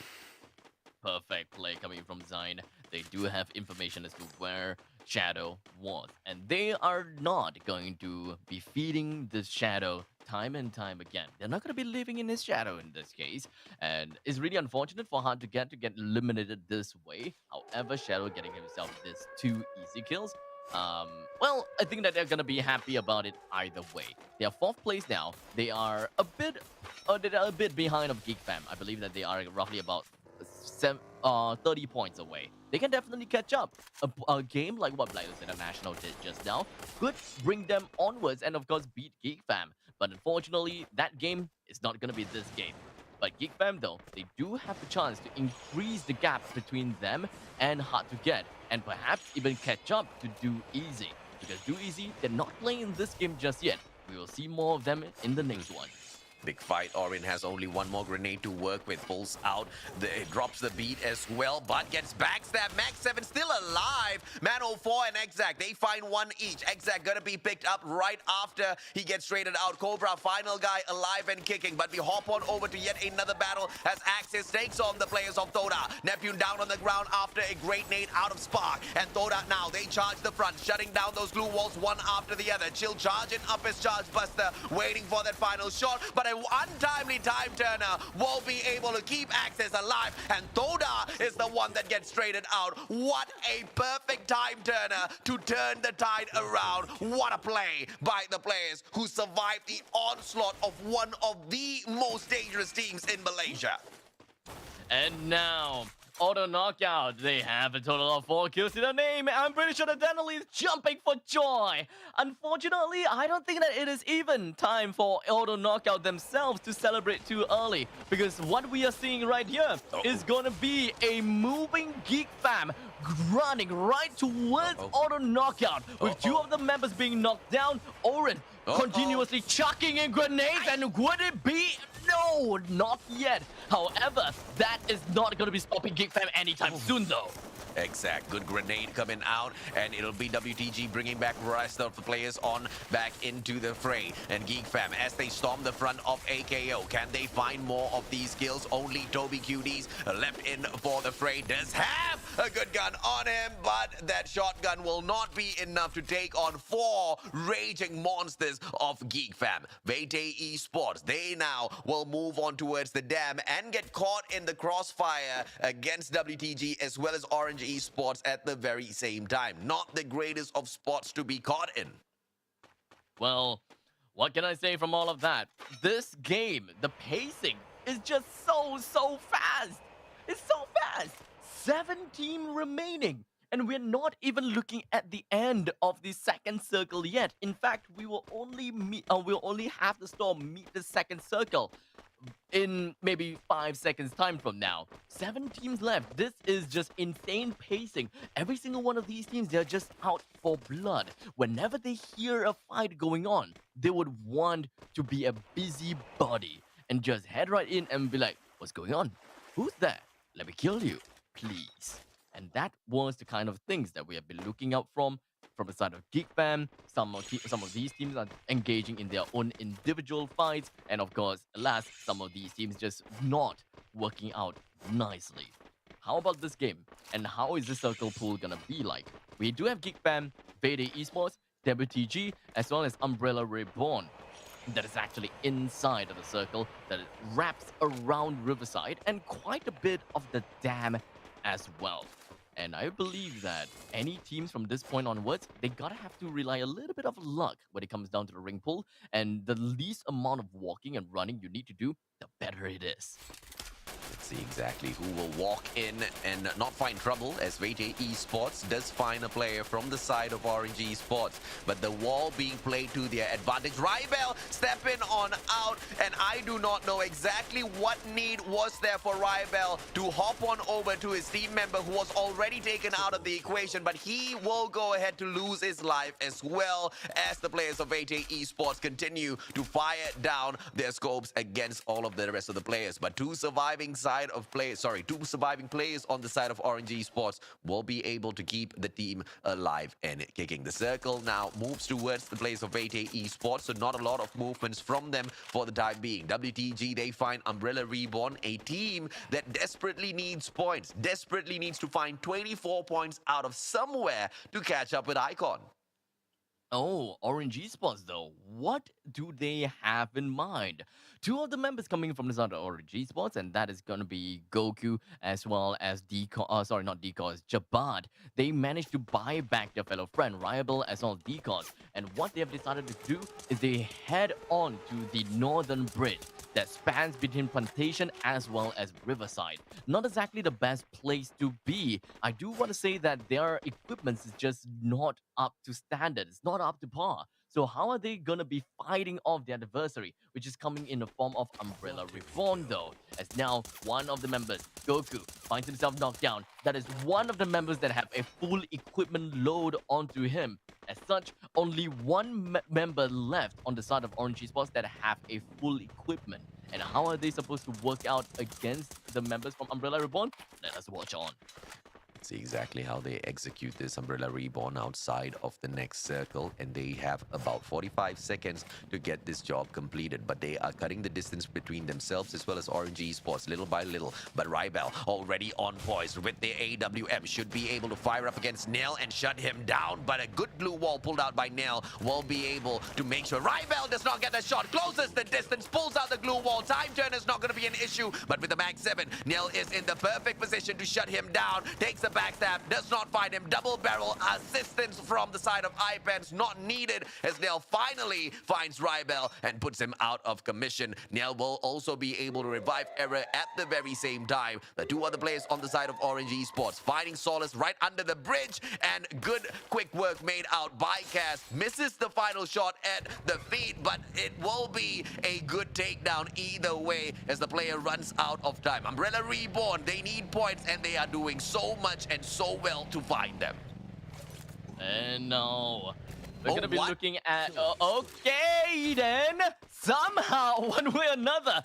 Well, he is still on his motorcycle. I thought that he got knocked down some way because of the storm, but no, they were actually knocked down by lead. Yeah. I didn't quite see who is the one that knocked them down, but hey, it's Jabad. Yeah. He fired right on as Cass tried to close the distance. But, you know, cool stuff being shown by Cass here, that you can bring the bike straight onto the water because not a lot of that water to kind of deal with to affect the engine, I guess. Jabad gets taken out by the blue zone, so a lot of the teams will be quite annoyed with that as they were taking the shots up against him. Vayday Esports, they go in here for the hyper focus, try to see if or not they can find Umbrella Reborn. Geek Fam, the team that I thought will be able to pick up the booyah, they get the favor of the next circle as well. So not a lot of movement, but they have to deal with Blacklist International and Umbrella Reborn at the same time. Eric gets taken out of the equation. It will be Fikri on for the shots as well as the shutdown. 9 kills in hand so far. Vete Esports with the exact same number as they move on forth towards the players of Umbrella Reborn. Great positioning out of Umbrella will keep them away from the crosshairs of the players of Vete Esports. But it will not last for long as One Tap as well as Daymoon, they find them with the Charge Busters. Now Geek Fam taking on the big fight, but here comes the Charge Buster setup. 2 players, they break away. Orin brings out his beat, and here comes the grenade launcher. Finds one player, can he find another? Goes in for yet another strike. Parafal in hand, will be able to fire one after the other. And WTG, they chip in from the back as well, making the work of Geek Fam so much more easier. And now, Vete Esports, one final player gets and they get taken out by the one and only Geek Fam. WTG handled as well, and now one and only Cobra left in this game. Will Geek Fam be able to take this? Hell yeah, they should be able to. No way they can't take this man down. 4 versus 1. Cobra didn't even have a single kill to himself. What kind of Blacklist International are we looking at? Are we gonna be looking at Fikri just going in with a side attack? Yes, he will! Ending the game off with absolute fashion. Ripping him out of this world like a Grim Reaper would. The Geek Fam have managed to find themselves with the booyah for this game. The behemoths of Group C are coming in to play. Well, they needed about 5 or 10 points to catch up with the players of Do Easy, and I feel like they've done exactly that. And yes, Blacklist International may have been able to put quite the distance between themselves as well as Do Easy earlier on with the 49 points, but Geek Fam, they are all geared to catch up with them. This is not the final day of play within the league stages, so that hope is still very much alive for the Geek Fam brand. And let's see exactly what Danielle has in store for us with her thoughts a little bit later on. But first, let's catch up with the highlights here, as this was quite the interesting setup from the get-go. Umbrella Reborn, they were caught in many of those initial engagements. They started off this lobby and they brought it all the way to the final circle. In the end of the game, I am just surprised to see Blacklist International didn't even get a single kill. We didn't really quite manage to see Blacklist International in any team fight. We didn't see what kind of movement they went for as well. This is a stark difference from what we have saw as compared to game number 1. Perhaps in game number 1, they are just trying to go for kills after kills after kills, and it worked out really well. Unfortunately, maybe when it comes down to this very specific game, they just don't have what it takes. And when it comes down to all of that, Cobra was the last member remaining, and they realized that, hey, there's really nothing much that we could do from this point onwards, and that's why, you know, it is what it is. But the pace of this game is something that I really do want to talk about, because all of these teams are just so hyperactive in terms of fighting. And we saw 7 teams remaining when the second circle is just about to close. Definitely an exciting game, and honestly, I would love to see more like this for the next 2 rounds. Yeah, and I think we will be able to enjoy more of these types of rounds, as a lot of these teams are super hungry to prove themselves in the dying moments of the league stage, right? Everything's coming to an end already. If not, now's not the time, then you're not going to get the opportunity anymore. And teams like Umbrella Reborn, Ego Oblivions, AKO Ligers, they know this for a fact, and they are trying to do a lot or anything and everything in their power to get that done. But of course, on that note, welcome back, Danielle. Hey, thank you. Good to be back. So Geek Fam, they grabbed the booyah. I think congratulations to them first. You know, right? Especially after the last round, really wanted to get that booyah. They do close the gap a little bit, but it's not enough to offset what Blacklist were able to get last round. I think that's, realistically speaking, I think the chances of Geek Fam being able to close that gap, it seems pretty slim after game number 1, but who knows, they might be able to prove us wrong. Maybe Blacklist for the next 2 games, they sort of lose that energy. But I do find it very strange though that they got no kills at all. Absolutely none. I thought Cobra, I mean, it's Cobra of all people, right? This is the guy that is he's a massive sniper. I would have thought maybe he would have tried to go for a couple of quick picks here and there, but maybe they just decided, let's hang back. Let's focus on placement points, because if they're getting second, they're denying that second to someone else as well. Yeah, well, not every day is Sunday, and surely today isn't. Actually, yes, it is. It is Saturday. Oh my gosh, you scared me for a second. I got scared as well. That's why we all froze as well. I very specifically said not every day is Sunday, and today surely isn't. When someone says it's not, I always think it is because they try and hit me with the sarcasm and I just don't pick it up. Anyways, you know it's not sarcasm. The standings on the screen right now. So Geek Fam, 26 points after this round. They're going to be really happy with themselves because 14 of those kills went to them. It didn't really go to many of the other teams. So they were able to hog the majority of the kills in this lobby. But Vete Esports, I was a little bit scared for them until I realized they actually had 12 kills under their belt. So good job for Vete. But a team that we do need to watch out for here is Umbrella Reborn, right? Yep. This is a team that really has to pick up points. And Yep. 14 for Umbrella is impressive. But how many more can they get? Because they've still got 2 more games to go. Yeah, I'll talk to you about something that's more impressive than Umbrella Reborn picking up 14, WTG picking up 10 points. Now that's a shocker. Yeah, I guess it is, but is it really going to make a difference for WTG, right? Because for some of these teams, these points matter a lot more because they actually have something to lose. But very quickly, overall standings, we have to see where everyone is right now because unfortunately for teams in Group B, they are done for today. It's going to be A and C going up next, so they'll have another round to grab those points. But for teams in Group B, they are donezo's. And so far, Umbrella, they've got 2 more games to go, but so does Icon. They are 10 points away from Icon in securing that 12th spot. But on the side of Icon, they're 4 points away from actually stealing that spot away from Overdose. I'm trying to look out for where are all the members from Group B, right? Orange Esports from Group B, they are all the way up in 8th place. Pretty safe. Vede Esports, 6th place. Todak, they are, well, up Safe. in 5th place. Very Definitely safe. Axis safe. Esports, they are at 10th place. Actually, relatively safe because they are Kind like of, yeah. 363, right? They are 30 points on top of Overdose. So even if some of these couple of teams are still going to be playing, I don't think anyone is going to be catching up to him or to them. Hard to get though.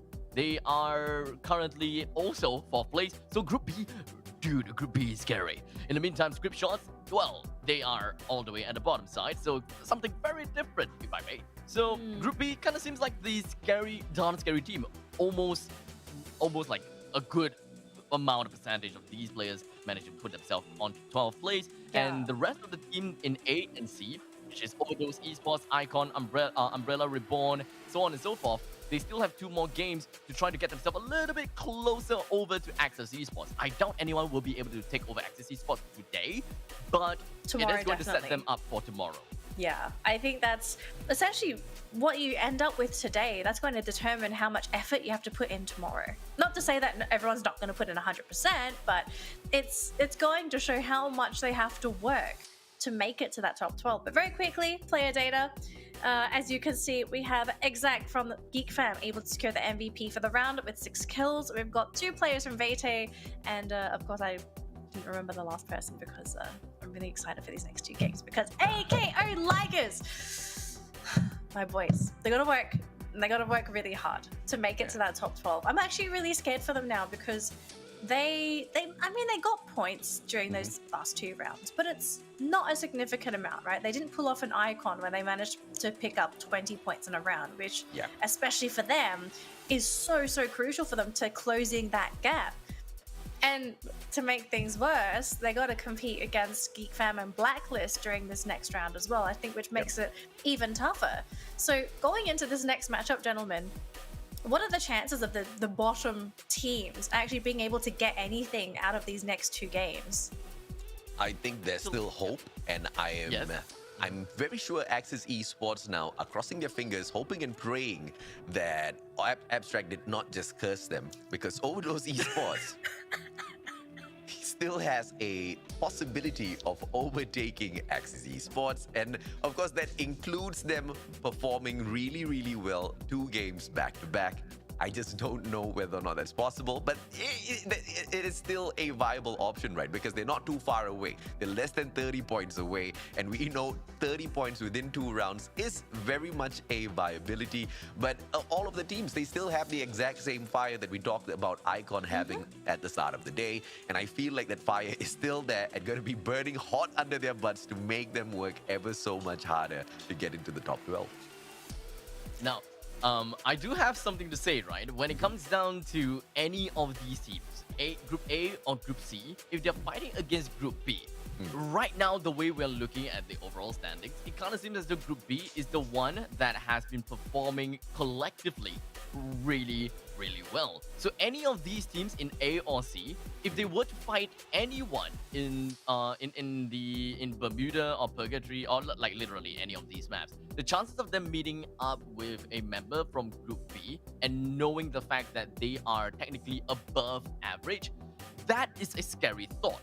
However, now we're looking at A versus C. The members from Group A and for the group for GeekFam and Blacklist International, they know that there is a good chance, a good number of people, good number of teams that is actually performing below average, especially speaking about the teams that are specifically in Group C. Or the Knockout, WTG Experts, Ego Oblivions, Umbrella Reborn, they are all not, they are slightly on average or below average. And their mechanical skills not as strong as some of the other teams on the top. So if there's any of these teams that really want to fight it out, Overdose Esports, Icon, or perhaps even who else do we have here, right? Ego Oblivions myself. I do want to say Ego Oblivions as well. If they want to fight, then they gotta go for some vouchering action, and I believe that there can be a chance for these teams to fight it out because the average has been brought down slightly lower in terms of skills. I think it's time for the curses to start kicking in. Who are you rooting for, boys? Who wants to start? Who wants to start the curse? Geek fam. Definitely, you're gonna hate me. I'm gonna say auto knockout now. Wow! Jinx my team. Thanks. All right. The jinx isn't gonna work this time. No, it's gonna work. It's AKO abstract. seems to be down and out already, guys. Okay, I think I understand. I like the love that you guys are showing them, but you know they really haven't stepped it up at all. Yep, that's why I'm jinxing them.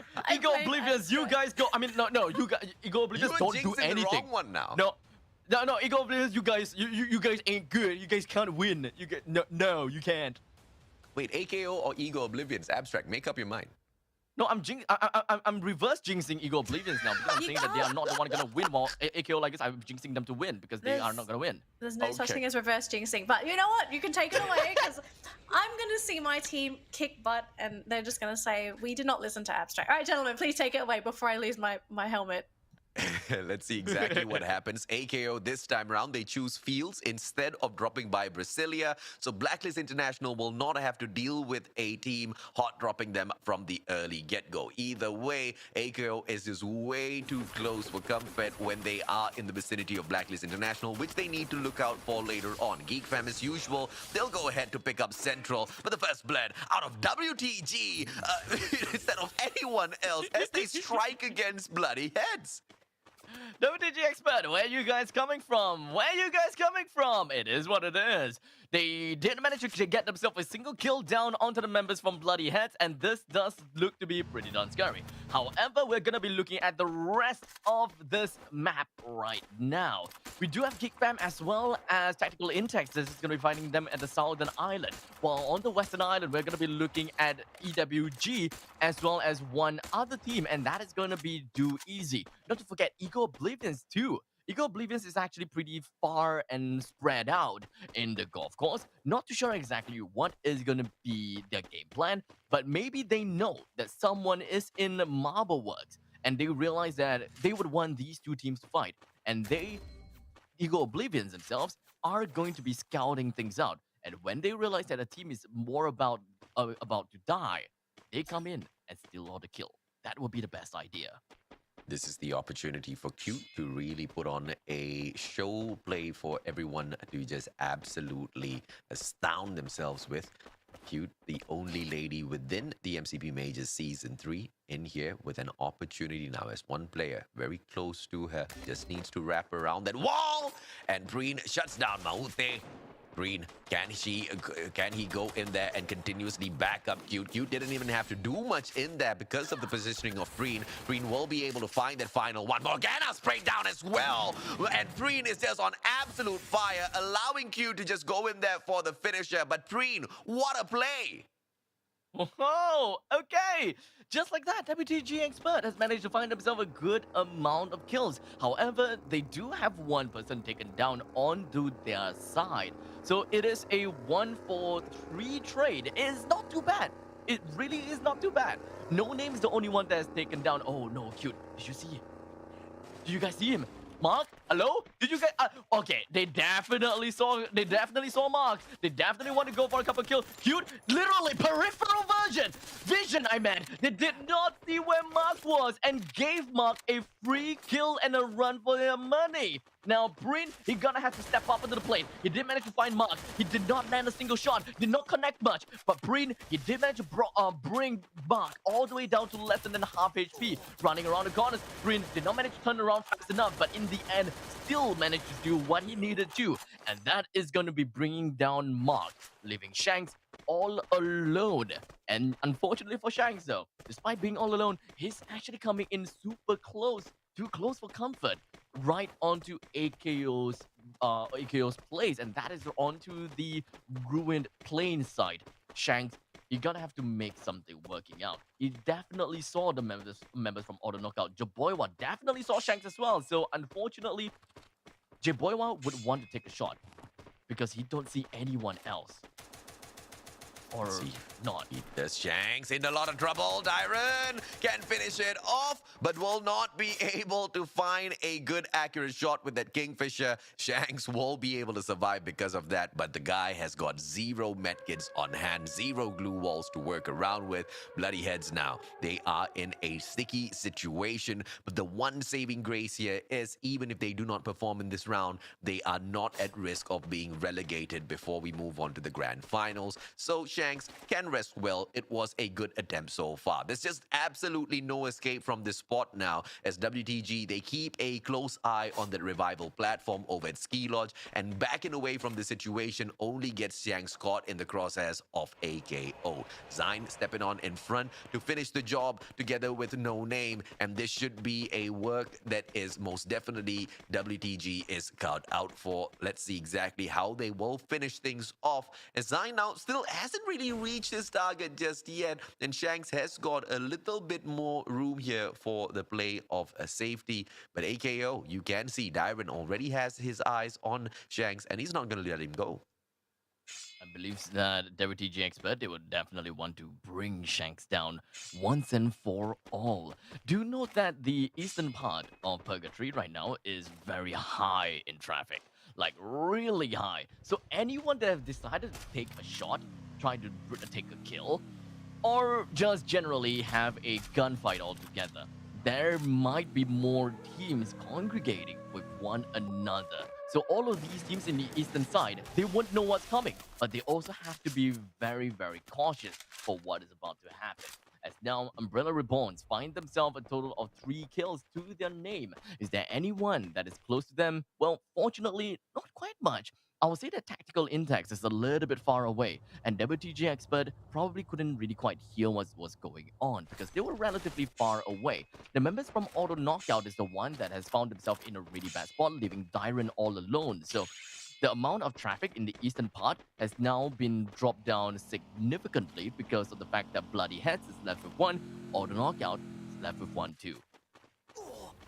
See what can they pull off in here. SWTG now engages with the players of Umbrella Reborn, taking them out one after the other. They will start with Niel, but Kaz very quickly brings him right back into play because they're just beside a revival platform. Next circle moves on towards campsite. They do easy just at the edge of it. Icon still alive and kicking, and they will want to most definitely find more points for themselves. Currently sitting down 4 points behind Overdose Esports. Overdose Esports, on the other hand, need about 26 to catch up with Axis Esports. All of the teams in here continuing to look for ways to climb up the leaderboard. Vickery has the opportunity but misses 2 shots, which is very much unlike him. Manofor should finish it off, and he does with 1 charge up on the charge buster.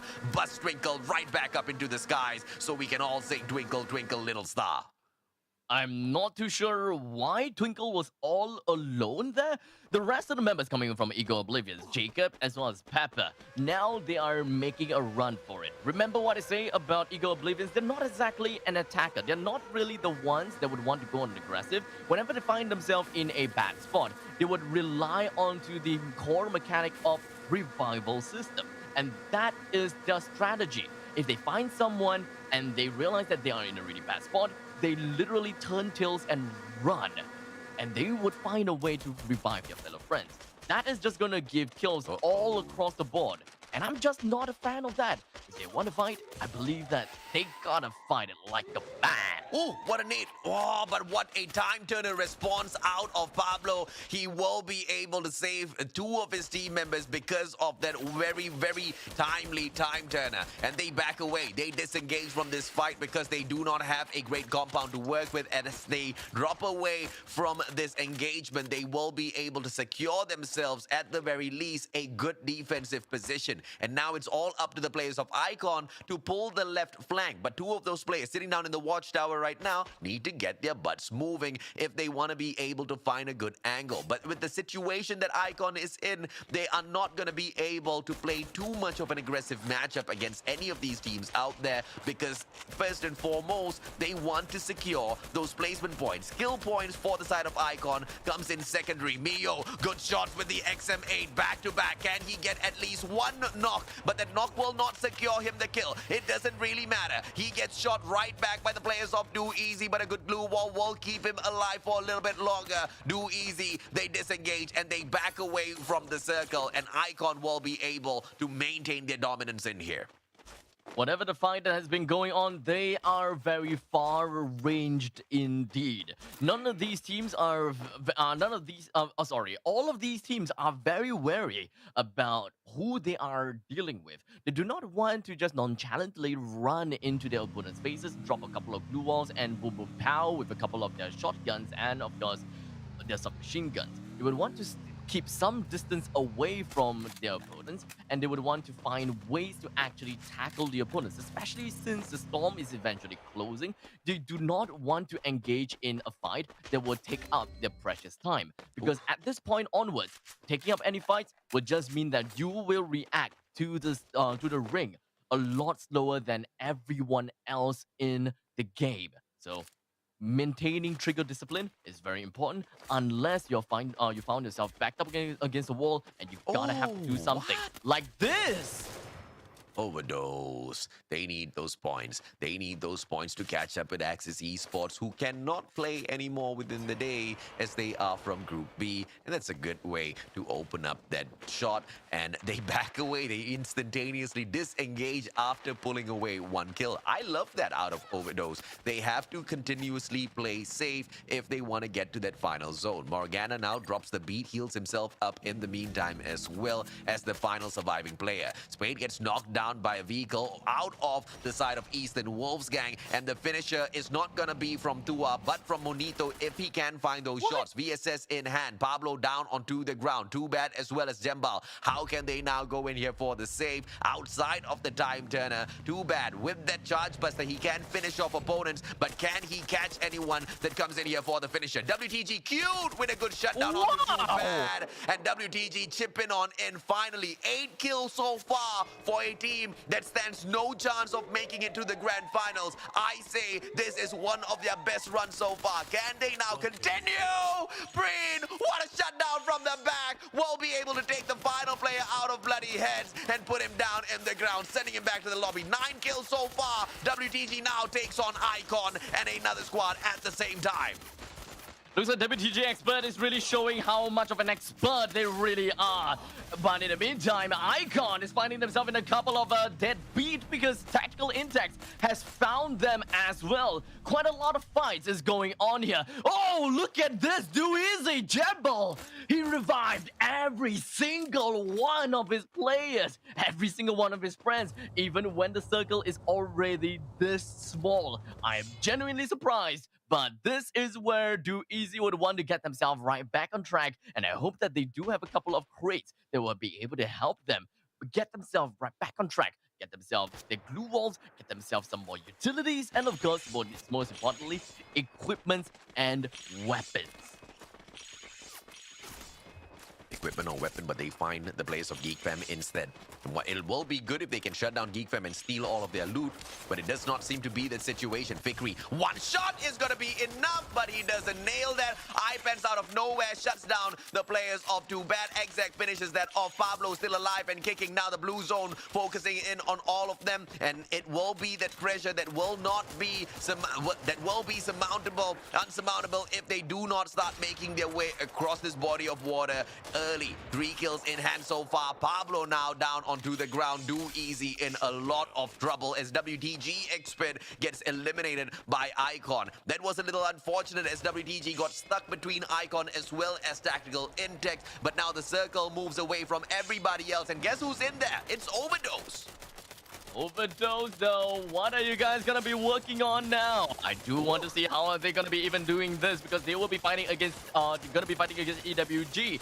And now it is EWG that gets destroyed indeed. And now Overdose finds himself in the middle of the circle. We will wrap back onto them in a while later, because Geek Fam, they found a single or rather a couple of members from the side of Overdose, and they are not going to be stopping anytime soon. Everywhere else though, at the northeastern side, of the eastern part of the map, this is where the fight is about to happen, as Umbrella Reborn finds himself eliminated at 7th place because of the power of Tactical Intex, surprisingly. Yeah, and now the players of Geek Fam backing away. Oren really low. Good glue wall pulled up, and he stays alive for the time being. Riptide Rhythm comes right across, but it takes down the wrong glue wall, and the players of Geek Fam will continue to survive in here. But they've all spread out way too far away from each other, so the backup is not going to be possible. But instantaneously, Fikri with a shot from afar will be able to find a player out of Icon, and 5 kills in here so far. The players of Geek Fam look like they are in a good spot, but with Mano4 down on the ground, can the save now be executed by Fikri? He goes in for a good shot, and he will be able to pull off the save as well. Fikri doing a lot for the team, whilst the rest now try to secure the kills onto Icon. And now we're gonna be moving on forward. Blacklist International gonna be dropping at 4th place. Overdose, they are all still alive. Geek Fam, they're all still alive. And not to forget, Icon, they're all also still alive. However, Oren goes in with a grenade, booms on the 2 other members from the side of Icon. And the 2 other members from the side of Icon, they are also low. And Oren, they are not even gonna give them any chance to breathe. And Fikri came in like a Shinigami and just reaped the heck right out of them, taking off their souls. And now it's gonna be left with Geek Fam with 10 kills versus Overdose with 8 kills.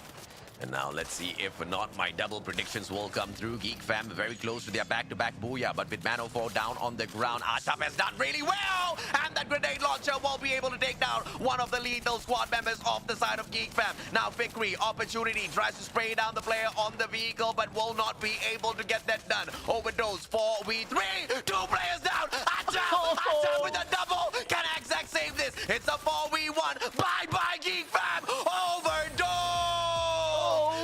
By the one and only Abstract. Now Axis Esports, they start sweating as Overdose Esports picks up a solid booyah for themselves. Oh my god! The Misha meta, guys! This is the game that really shows off the power of Misha. Because of the Afterburner passive, we are seeing quite a bit of that passive in some of these members, and we are finally seeing how it works out. the driving speed increases by 20%, and the damage that you receive while you are in the vehicle is reduced by 30%. That is why we are seeing so many vehicles just gonna be driving by. I believe that we saw at least 3 or 4 players that got knocked down, ragdolled by motorcycles as well as vehicle. And even in that final fight, that final moment, Overdose have decided to have one person hop onto a bike and go around causing chaos. It forces the opponent to think on their feet, to realize where they are, what kind of positioning that they are on at. And when they get out of dodge from the bike's trajectory, they also have to watch out for the opponent's crosshairs. It was a 26-point deficit that Overdose Esports had behind Axis Esports. Scoring 24 points within this round puts them in a great position to catch up with the players of Axis Esports. And now they only need 2 more points. And they have you to thank for that, Abstract. I guess that when it comes down to jinxing, the first team that I accidentally jinx is the one that will actually receive the jinx. Everything else after that just doesn't seem to count. So I gotta have to be really careful with what I say from this point onwards, huh, AJ? Yeah, man. Overdose Esports. But jokes aside, did so many things right in that round. And it's that fire, once again, that we speak of, right? When you are back up against the wall and you don't really have much of an option, you get the best done. Danley, what are your thoughts with that win of Overdose Esports? I'm trying to stay calm because I'm angry at a certain somebody on the panel right now because I knew this was going to happen, and as soon as I saw it happen, I lost my marbles. GG. See, two things happened, right? GeekFab, they went to the final circle, they didn't grab the booyah, but it didn't really matter, right? I already warned you, Abstract. I said that you will be cursing Axis Esports, and now that curse is just 2 points away from coming to fruition. I mean, the first half was already done, and the first half was quite solid, if you ask me. And picking up 2 points shouldn't be impossible, but let's see if I can play curses as well, right? Because I think they can do it. It'll be unfortunate if they bomb out with 0 points. Hang on, stop. So What do I do with all this power? It's not a power, sir. Actually, it's a curse. Oh gosh, I don't even know what to say. I think at this point we're just gonna have to stop Abstract from predicting. His predictions are just complete. No, we should just PM him the teams that we probably don't really like that much, and then we should tell him to encourage them. Well, essentially, wouldn't it just make sense to pick GeekFam and Blacklist from now on because they don't technically need the points, right? Yeah, I guess. But you see, here's the unfortunate part of the whole thing, right? Icon needed 4 points to catch up with Overdose, but with Overdose outperforming, all other players, all other teams in this particular round, it just makes it that much more difficult for the players of Icon. But the saving grace here is they've performed way better than Umbrella Reborn in terms of the points, and they will just get to extend their lead now. And Icon just needs to keep this up. They don't need to win booyahs, but they should not be finishing at the lower end of the running of each and every single match they pick up. And as long as they do, they'll stay alive, and all the way into the grand finals, they'll book their ticket. Yeah, seriously though, at the end of the day, right, you just need to compete better, or at least place better than the teams that are chasing you. So as long as they do better than Umbrella, AKO Ligers, Ego's Oblivion, you're Gucci. I don't think there's any way that you're going to be losing your position. I mean, there is another way, but I'm not going to say it because I'm very scared that I might have a touch of Abstract in my words. So we'll pass that. Go to the player data very quickly. Atchop on the side of Overdose gets the MVP for this round with 8 kills to his name.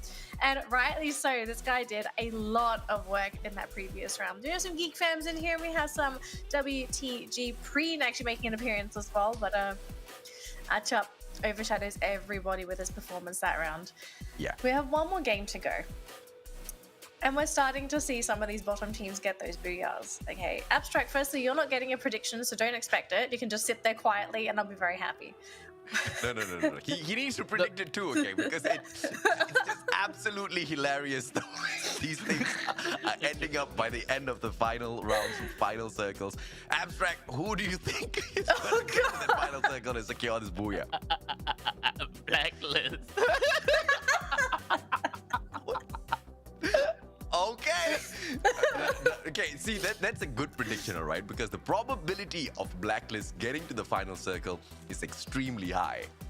But we've also seen Blacklist being taken out in the 12th spot. So I just wonder how deep these curses are that come out of the mouth of Abstract. I guess we'll find out in this round, Annalie. It's pretty. No, we don't even need to find out. We know. Here's the thing, we already know. It's tried, it's tested. I knew this was going to happen with that prediction last game. I knew. And it didn't, they didn't even give it a I swear chance. I knew too. I kind of felt it in here. That's why I had to call it out. I was like, wait a minute. Bro, you really think it's not going to happen? It's definitely going to happen. But that's the thing. As soon as he said it, I was like, they're getting 12th. They're getting 12th. There's no chance. They're getting 12th. And what happened? It did. They got 12th. To be fair, I accidentally jinxed Ego as well. So I kind of jinxed 3 teams in one go. You need to stop saying team names, okay? Just stop. All right, ladies and Just refer gentlemen. to them as Team names they. like what? Auto Just- knockout likers? Refer to them as they. All teams are now henceforth referred to as they by Abstract, regardless of who fights. You know, I would make that real. The next play-by-play I would say they. Oh goodness! All right. Let's save the energy, right? Because we are going to jump into our final game of the day. We're back on Bermuda. It's our teams in groups A versus C. It's our last game of the day. Let's finish it with a bang, gentlemen. Abstract and AJ, take it away. I can't believe what has happened, but ladies and gentlemen, we are now looking at the final game of the day, match number 6 between Group A and Group C. I have predicted that Blacklist International will get themselves the booyah. However, AJ, you have yet to tell me about your predictions. We will get to that in a short little bit, alright? You aren't gonna run away. The flight path is gonna be starting off from 12 o'clock, ending roughly kind of at 6 o'clock/7 o'clock. The flight path is slightly more towards westbound, so it's not cutting straight through the center of the map. I heard an O. Yeah, I thought Ego Oblivions was going to hot drop Geek Fam, but Geek Fam kind of got a little lucky there, as Ego Oblivions will choose to drop by the spot of Tactical Intex at Rimnam Village. Bloody heads on the other. Wait. One player of Blacklist International just flew out of the map.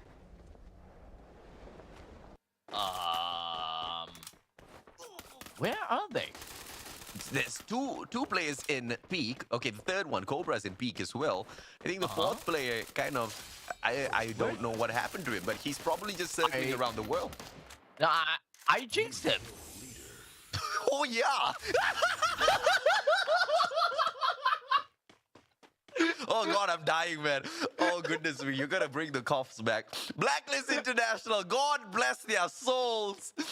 Abstract jinxed their internet connection, and I feel like one of the players just kind of disconnected towards the very end. Hopefully he will be able to reconnect back in here. And thankfully, Lux GG is still alive and kicking. Hopefully, we can take a little peek at the map later on. And if our observers do grant us that blessing, we will be able to see exactly what sort of a predicament Blacklist International is in. But thankfully, bro, there is the revival system. The revival points are all around Blacklist International at peak, and it shouldn't be too much of an issue bringing Lux back into the mix. Well, let's see what happens to Lux, all right? He's gonna be running past the members from Mars Electric, and the members in Mars Electric, they are gonna be they're not gonna see the other team at the, you know what? It's tough. I'm calling out names. You should, man. You should. But hey, Geek Fam now, hearing the sounds of all of those shots, they drop by from Clock Tower to check out Rimnam Village. They should be able to pick off two teams at the very same time, especially with Fikri and his long-range engagements. Man04 picks up the LMG as well for the fray. XM8 in the hands of sorry, not XM8. It's the G36, the newest gun in for the play. Have you managed to pick it up just yet? Abstract. Well, no. I'm just gonna be I'm not even gonna say too much right now at this point in time. I'm just gonna do my normal commentaries because I feel that anything that I say is just gonna be jinxing someone.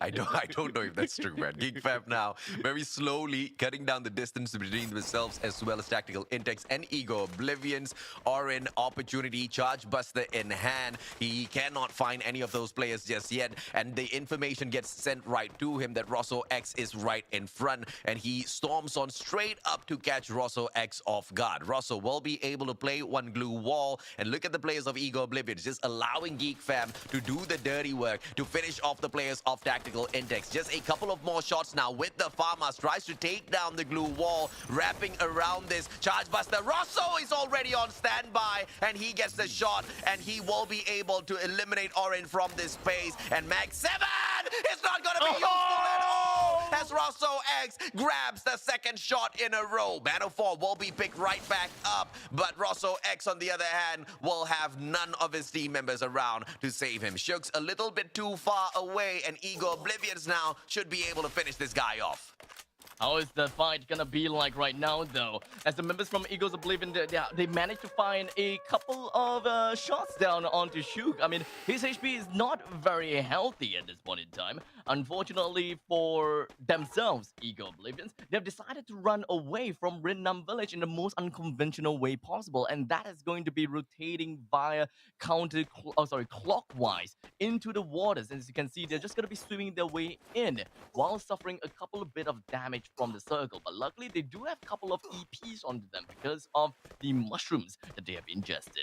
So at least when it comes down to that, they are going to be A-okay. Tactical Intex, though, one of the members is still going to be inside of Rinnam Village. It's not going to be moving at all because it's not too sure about where all the other teams are. But with rest assured, at least from where we see, all of the teams have evacuated the place, inclusive of Geek Fam. Orin down and out for the count. Too early. Getting a little overexcited with his opportunity to take down one more player. Just turned, the tables kind of turned against him way too fast. He had the Charge Buster, but his opponent obviously had the exact same gun. The Charge Buster is most definitely a meta, and that's something that no one can argue with at the moment. But a lot of these players playing the meta just kind of equalizes the opportunity out there on the battlefield. It's all about who has the better setup before those engagements actually take place. Jembel playing the Charge Buster as well with the motorcycle will be able to pull all of the attention out of Icon, but his mission is complete. All he wanted to do was just go out on his scouting round to get information on whether or not there are players in front. As Do Easy crosses the dam, and he has that information. He backs up towards the rest of his players, and he sends it right back through as Do Easy sets up an engagement to take down the players of Icon next. A good amount of players from the side of Do Easy kind of seem as though they do like to pick up Afterburner for their passive kit. It would suggest that a good amount of them actually would want to play onto the vehicles quite a lot, and thus I would want to see more of that. The Misha meta is out here on MCP. If whether we're gonna see that in the grand finals, well, that is gonna be a complete different question. Or the Knockout themselves even have got a good amount. What a good shot. Oh, it's vehicle though. Yeah, he blew up that vehicle. Now let's see if or not Blacklist will be able to finish off AKO. Lux from the front. And we do see the players of Blacklist International just trying to circle around AKO. But they don't find them up onto that motorcycle, and they zoom away. AKO wants no part of this fight, but Dyron will have to be stuck here all alone. Does have the Vector in hand, should be able to spray Cobra down, but we don't know exactly what gun Cobra has. UMP, not a very dangerous gun to take on. Close quarters combat will be able to put on a lot of damage, but Dyron has the advantage, and yes, he does manage to get the spray. Phoenix Charge Buster charging it up already, and he won't be able to get Dyron from the back. A little unfortunate, and he should have been a little bit more careful in that situation. Do Easy, on the other hand, they find the players of Icon, and they shut them down one after the other, but not a squad wipe just yet. Oh man, Dyron, he made quite a big mistake there. Unfortunately, because of muscle memory, and perhaps he was panicking a little bit, he managed to bring down Cobra pretty darn nicely. However, right after a set amount of shots, his head is pretty much programmed to just pop off a glue wall almost immediately, and that is the reason why he was not able to finish off Cobra almost immediately, and the panic sets in when he decides to transform because of Wukong's active ability. And because of the camouflage, he wasn't able to do quite much, and by the time that he composed himself, he realized that, hey, I should have been able to close out onto Cobra. Oh, what a great shot by Fikri. Has the Car 98 in hand, punishes Maute, but he will not be able to get away with a kill point as the players of Bloody Heads, they back each other up, and they manage to pick Maute back up from the ground. Zack knocks him right back down. Maute's not having a great day in here at all as Geek Fam continues to storm the front. Bloody Heads now, they have nowhere to back away to, no compound to play with. They have to expand all of the glue walls. Shanks will hold down the fort whilst Mark backs away from this situation, and that has been time bought enough, and Mark plays the game of survival. Great setup by the players of Bloody Head, but does he have enough gap between himself as well as Geek Fam? Little bit more, but no. Orange secures the shot with the new gun, the G36, and what a slay as they take out the players of Bloody Heads in the 10th spot. I gotta have to say, Axac cooked the grenade to perfection. That was over easy kind of grenade, and I absolutely love it. Popped right above the heads of Shanks, I believe, and there was just nothing that he can do from that point onwards. He tried to escape from wherever the attack was. I don't think that he particularly know that it was a grenade that popped him so far out, because at that point in time, he decided to panic. He ran to the opposite side of the glue wall just so that he will be able to be shot by Axac. That is just beautiful gameplay, beautiful execution from the side of Geek Fam. And because of that, they are now currently at the top of the pack. And I believe they are flaming with victory as the kill leaders. Overdose Esports just needs one more team to go down in order to make sure they bring to fruition the curse that was placed by Abstract on Axis Esports. If they can finish at the very minimum in the 8th position, they pick up 3 points and they overtake Axis Esports. And in the very same time, they will be able to spot out the players of Tactical Intex. Let's see if or not that is an engagement that will end up on their side. Geek Fam, on the other hand, they make their way in towards the next circle. And Blacklist International, they initially dropped in at peak, and they will be able to rotate right back to the exact same spot and hold on to their own compound. Geek Fam way out in the open. Blacklist International engages. This might be the place where Geek Fam goes down. Is it really gonna be, though? It kind of seems as though when it comes down to positioning, Geek Fam doesn't really have a lot to work for themselves. They're right out in the open. Yes, they have a lot of glue walls, but is this really the time that you want to expand out all of the glue walls just to survive a fight against another team whom you do not know whom? And not to forget, there are still 8 other teams out there. You're gonna have to be really careful. In the meantime, Overdose, they found themselves a single knockdown onto the side of Tactical Intex. They might be getting themselves a little bit more kills to their name, and they are a lot closer to Axis Esports at this very moment in time. The question now is, the players How many of kills? Icon. No. Icon, they got eliminated earlier already. So, Yes. there's just no hope for Icon to catch up with Overdose as well as Axis. But in terms of Overdose Esports, overtaking players of Axis, that now is a guarantee. Let's see exactly how far away they can run with those points before Axis tries to catch up tomorrow in the final day of play within the league stages. Umbrella Reborn, they get caught in the crosshairs of Eastern Wolfgang as well as Do Easy at the very same time, trying to take on 2 squads at the very same moment. Not the easiest of tasks, but of course, Cass will have to deal with it. They don't have a compound to work with, and hence why they expand all of their glue walls. Umbrella Reborn just not in a good position, and even if they do survive this battle, they have have to go in for a hyper loot, because if they don't find more of those utilities, they're not going to be able to survive until that final circle.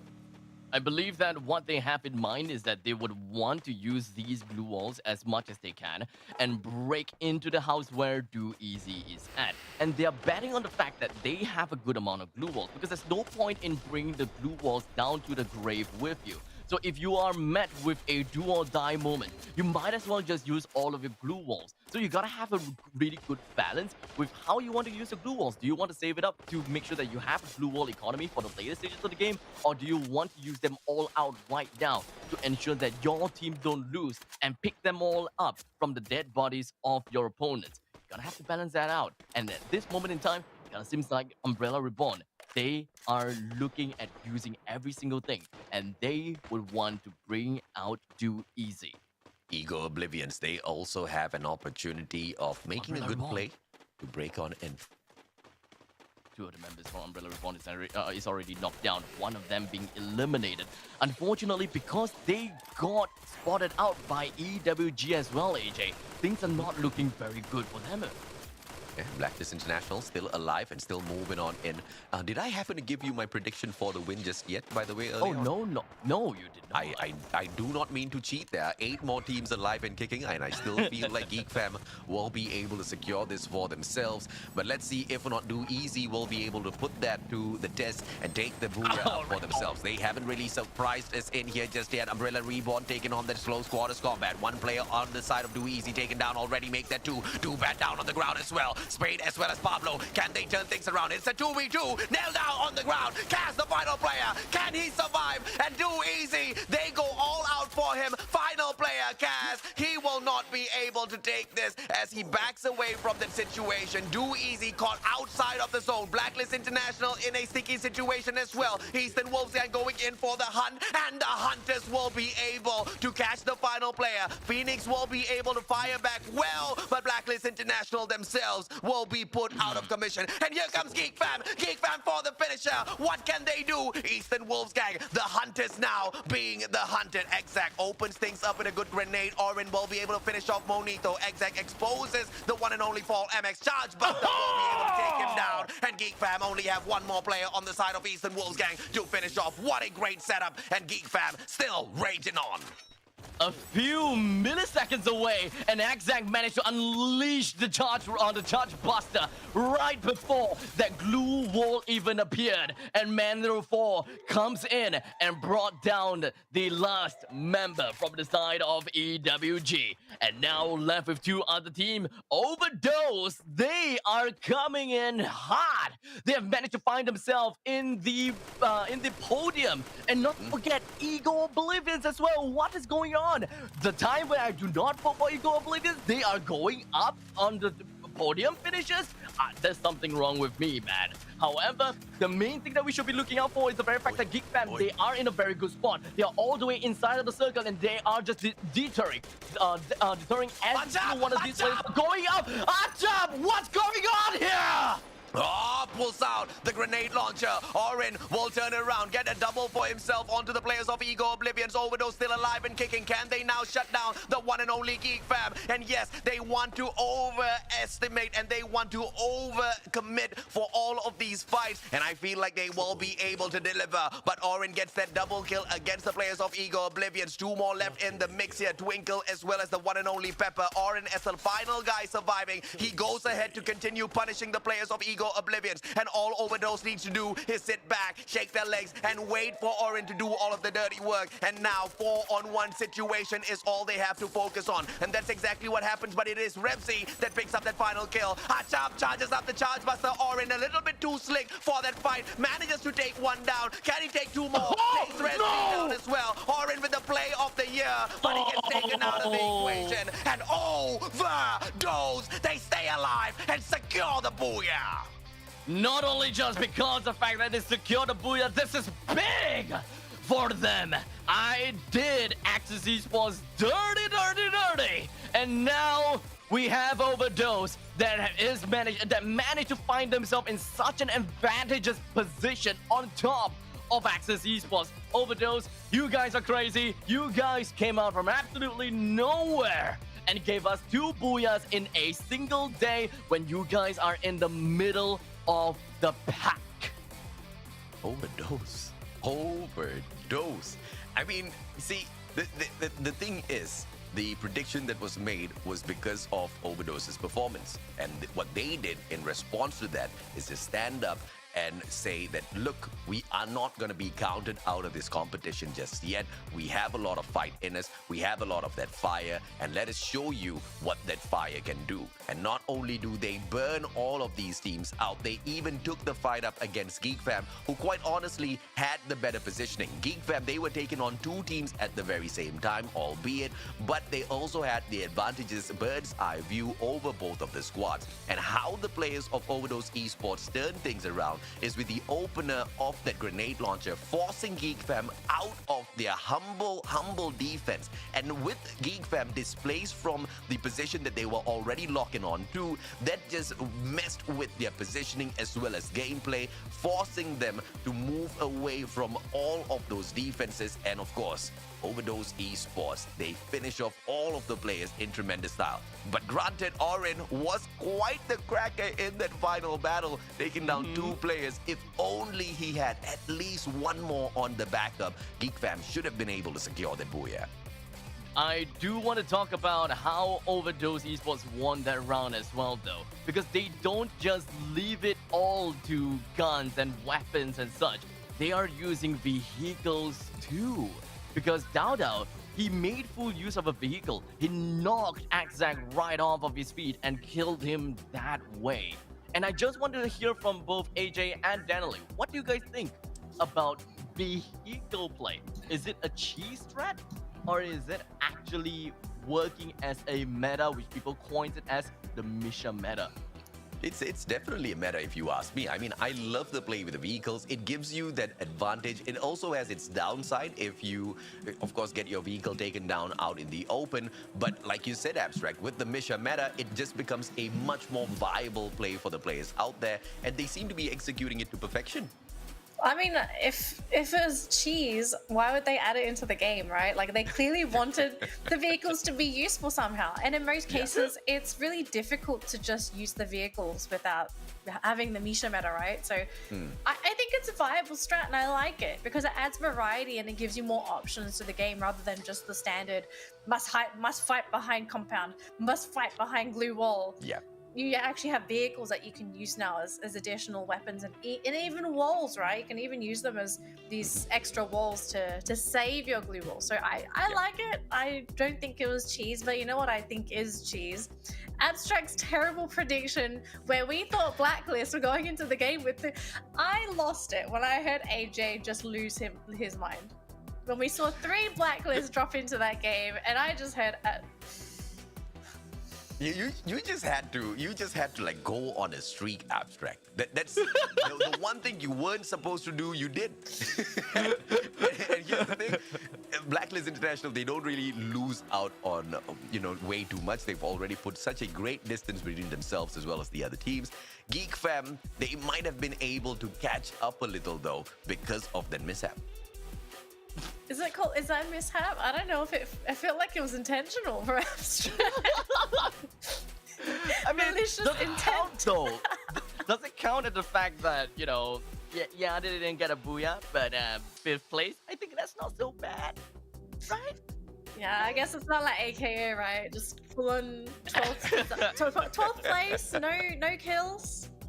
I thought that was quite devastating, but it didn't seem to be any better for AKA Ligers. I'm just going to quickly point that out. My dream team, just the dream is slowly fading away for me, unfortunately. Because we've only got one more play day after this. My dreams are slowly becoming memes. Maybe you should ask Abstract for help. Ask him to say that AKO is going to bomb out in the 12th spot or something. No, because if I tell him to tell them to bomb out, they will bomb out. That's the problem with Abstract. So I'd rather he just not say anything at all. Predictions, huh? It's like, whatever that I say, there must be some repercussions to it. You can't say good become bad. It will always be bad become bad, and good becomes whatever it is. Everything just turns out to be bad. That's Abstract's unga bunga mindset for you. It makes sense now. I mean, to be fair, vehicles are unga bunga. I guess they are. I But mean, earlier, guys, Geek Fam, they weren't all too far away from Blacklist. But with Blacklist picking up 8 points, I believe they should be about, what, 10, 15 points away? What is this? 8, 86, 9? 11 points 11. away now to catch up. That's insane, Geek Fam. they closed the gap. I didn't think they'd be able to close the gap this much. And Do Easy, where are they? They are now about They're close far. to 60 points away from Blacklist International. This was the team that was sitting down in the #1 spot for a Yep. while after such a tremendous run, breaking the records within the league stage in itself. But as Do Easy has always been, they blow hot and cold. And ever since they put on that fiery performance, they've just been ice cold. Yeah, at this rate, I think we're just gonna have to tell Do Easy no. It's like, see you at the grand final. I don't think we're seeing any movement from Do Easy, but I think they're content. I think they're looking at the scores and they're thinking first place is going to be impossible at this rate. I think they're content with that top 12 now because they can take second, but they're still getting the same amount of money, which is 1,500 US. So I think for Do Easy, just make sure you don't drop any lower. I mean, hard to get, could pull off a magical day tomorrow, but we don't know what's Yeah. going to happen, right? But bottom of the brackets, this is where we really need to keep our eye on now. Econ. Icon are barely holding on to that top 12 spot. Yeah. So Yeah. Umbrella Reborn, hot on their heels. I almost want to say it's basically going to be over for AKO Ligers and maybe even Eco Oblivions. Yeah, I would say Never so as say well. never. Never Uh-huh. say never. I mean, That they, is they very need about 46 points. They've got one more play day, and we've Four seen games. underdogs, make these tremendous runs. I mean, come on, if Icon can pick up a booyah towards this late in the league stage, 4 pretty sure- games! yeah, AKO can get You- it sorted they- out. Never but- say never. I mean, script shots, WPG tactical index. I'm sorry, that's never gonna happen. Is this where I come in and say, yes, AKO like us, you guys can do it? No, bro, no. You do the opposite. Actually, yes. Oh, goodness. I think, if anything, though, just very quickly, let's take a look at our top 3 teams. Blacklist, Geek Fam. Wonderful day for these 2 teams. Like, they managed to pick up points. I hate to say it, I feel like Do Easy's stats didn't really move today. We didn't really see Do Easy at all, if anything. I mean, they did move. They moved down. It's not wrong. Geek Fam, Did Geek they? Fam, Geek Fam. I thought they didn't 100 move. I thought Do Easy was third. 190k on the damage, and they also break the record within the league stage to be the first team to get more than 300 kills. They are at 334 right now, an absolute insane number of slays out there on the league stage.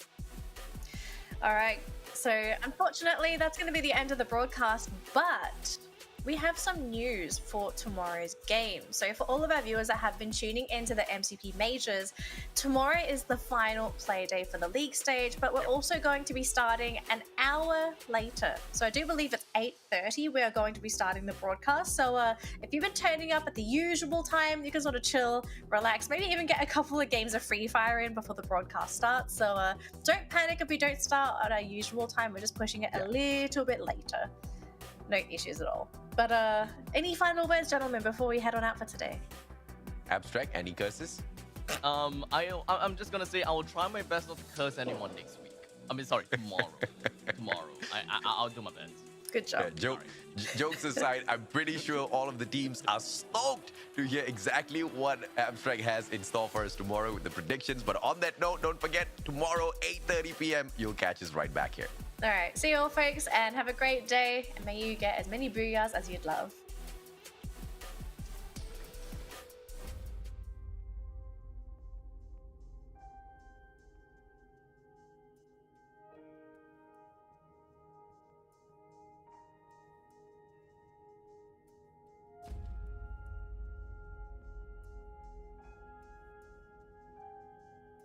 It is going to be game number 1. I really do want to see someone else get the booyah, don't get me wrong though.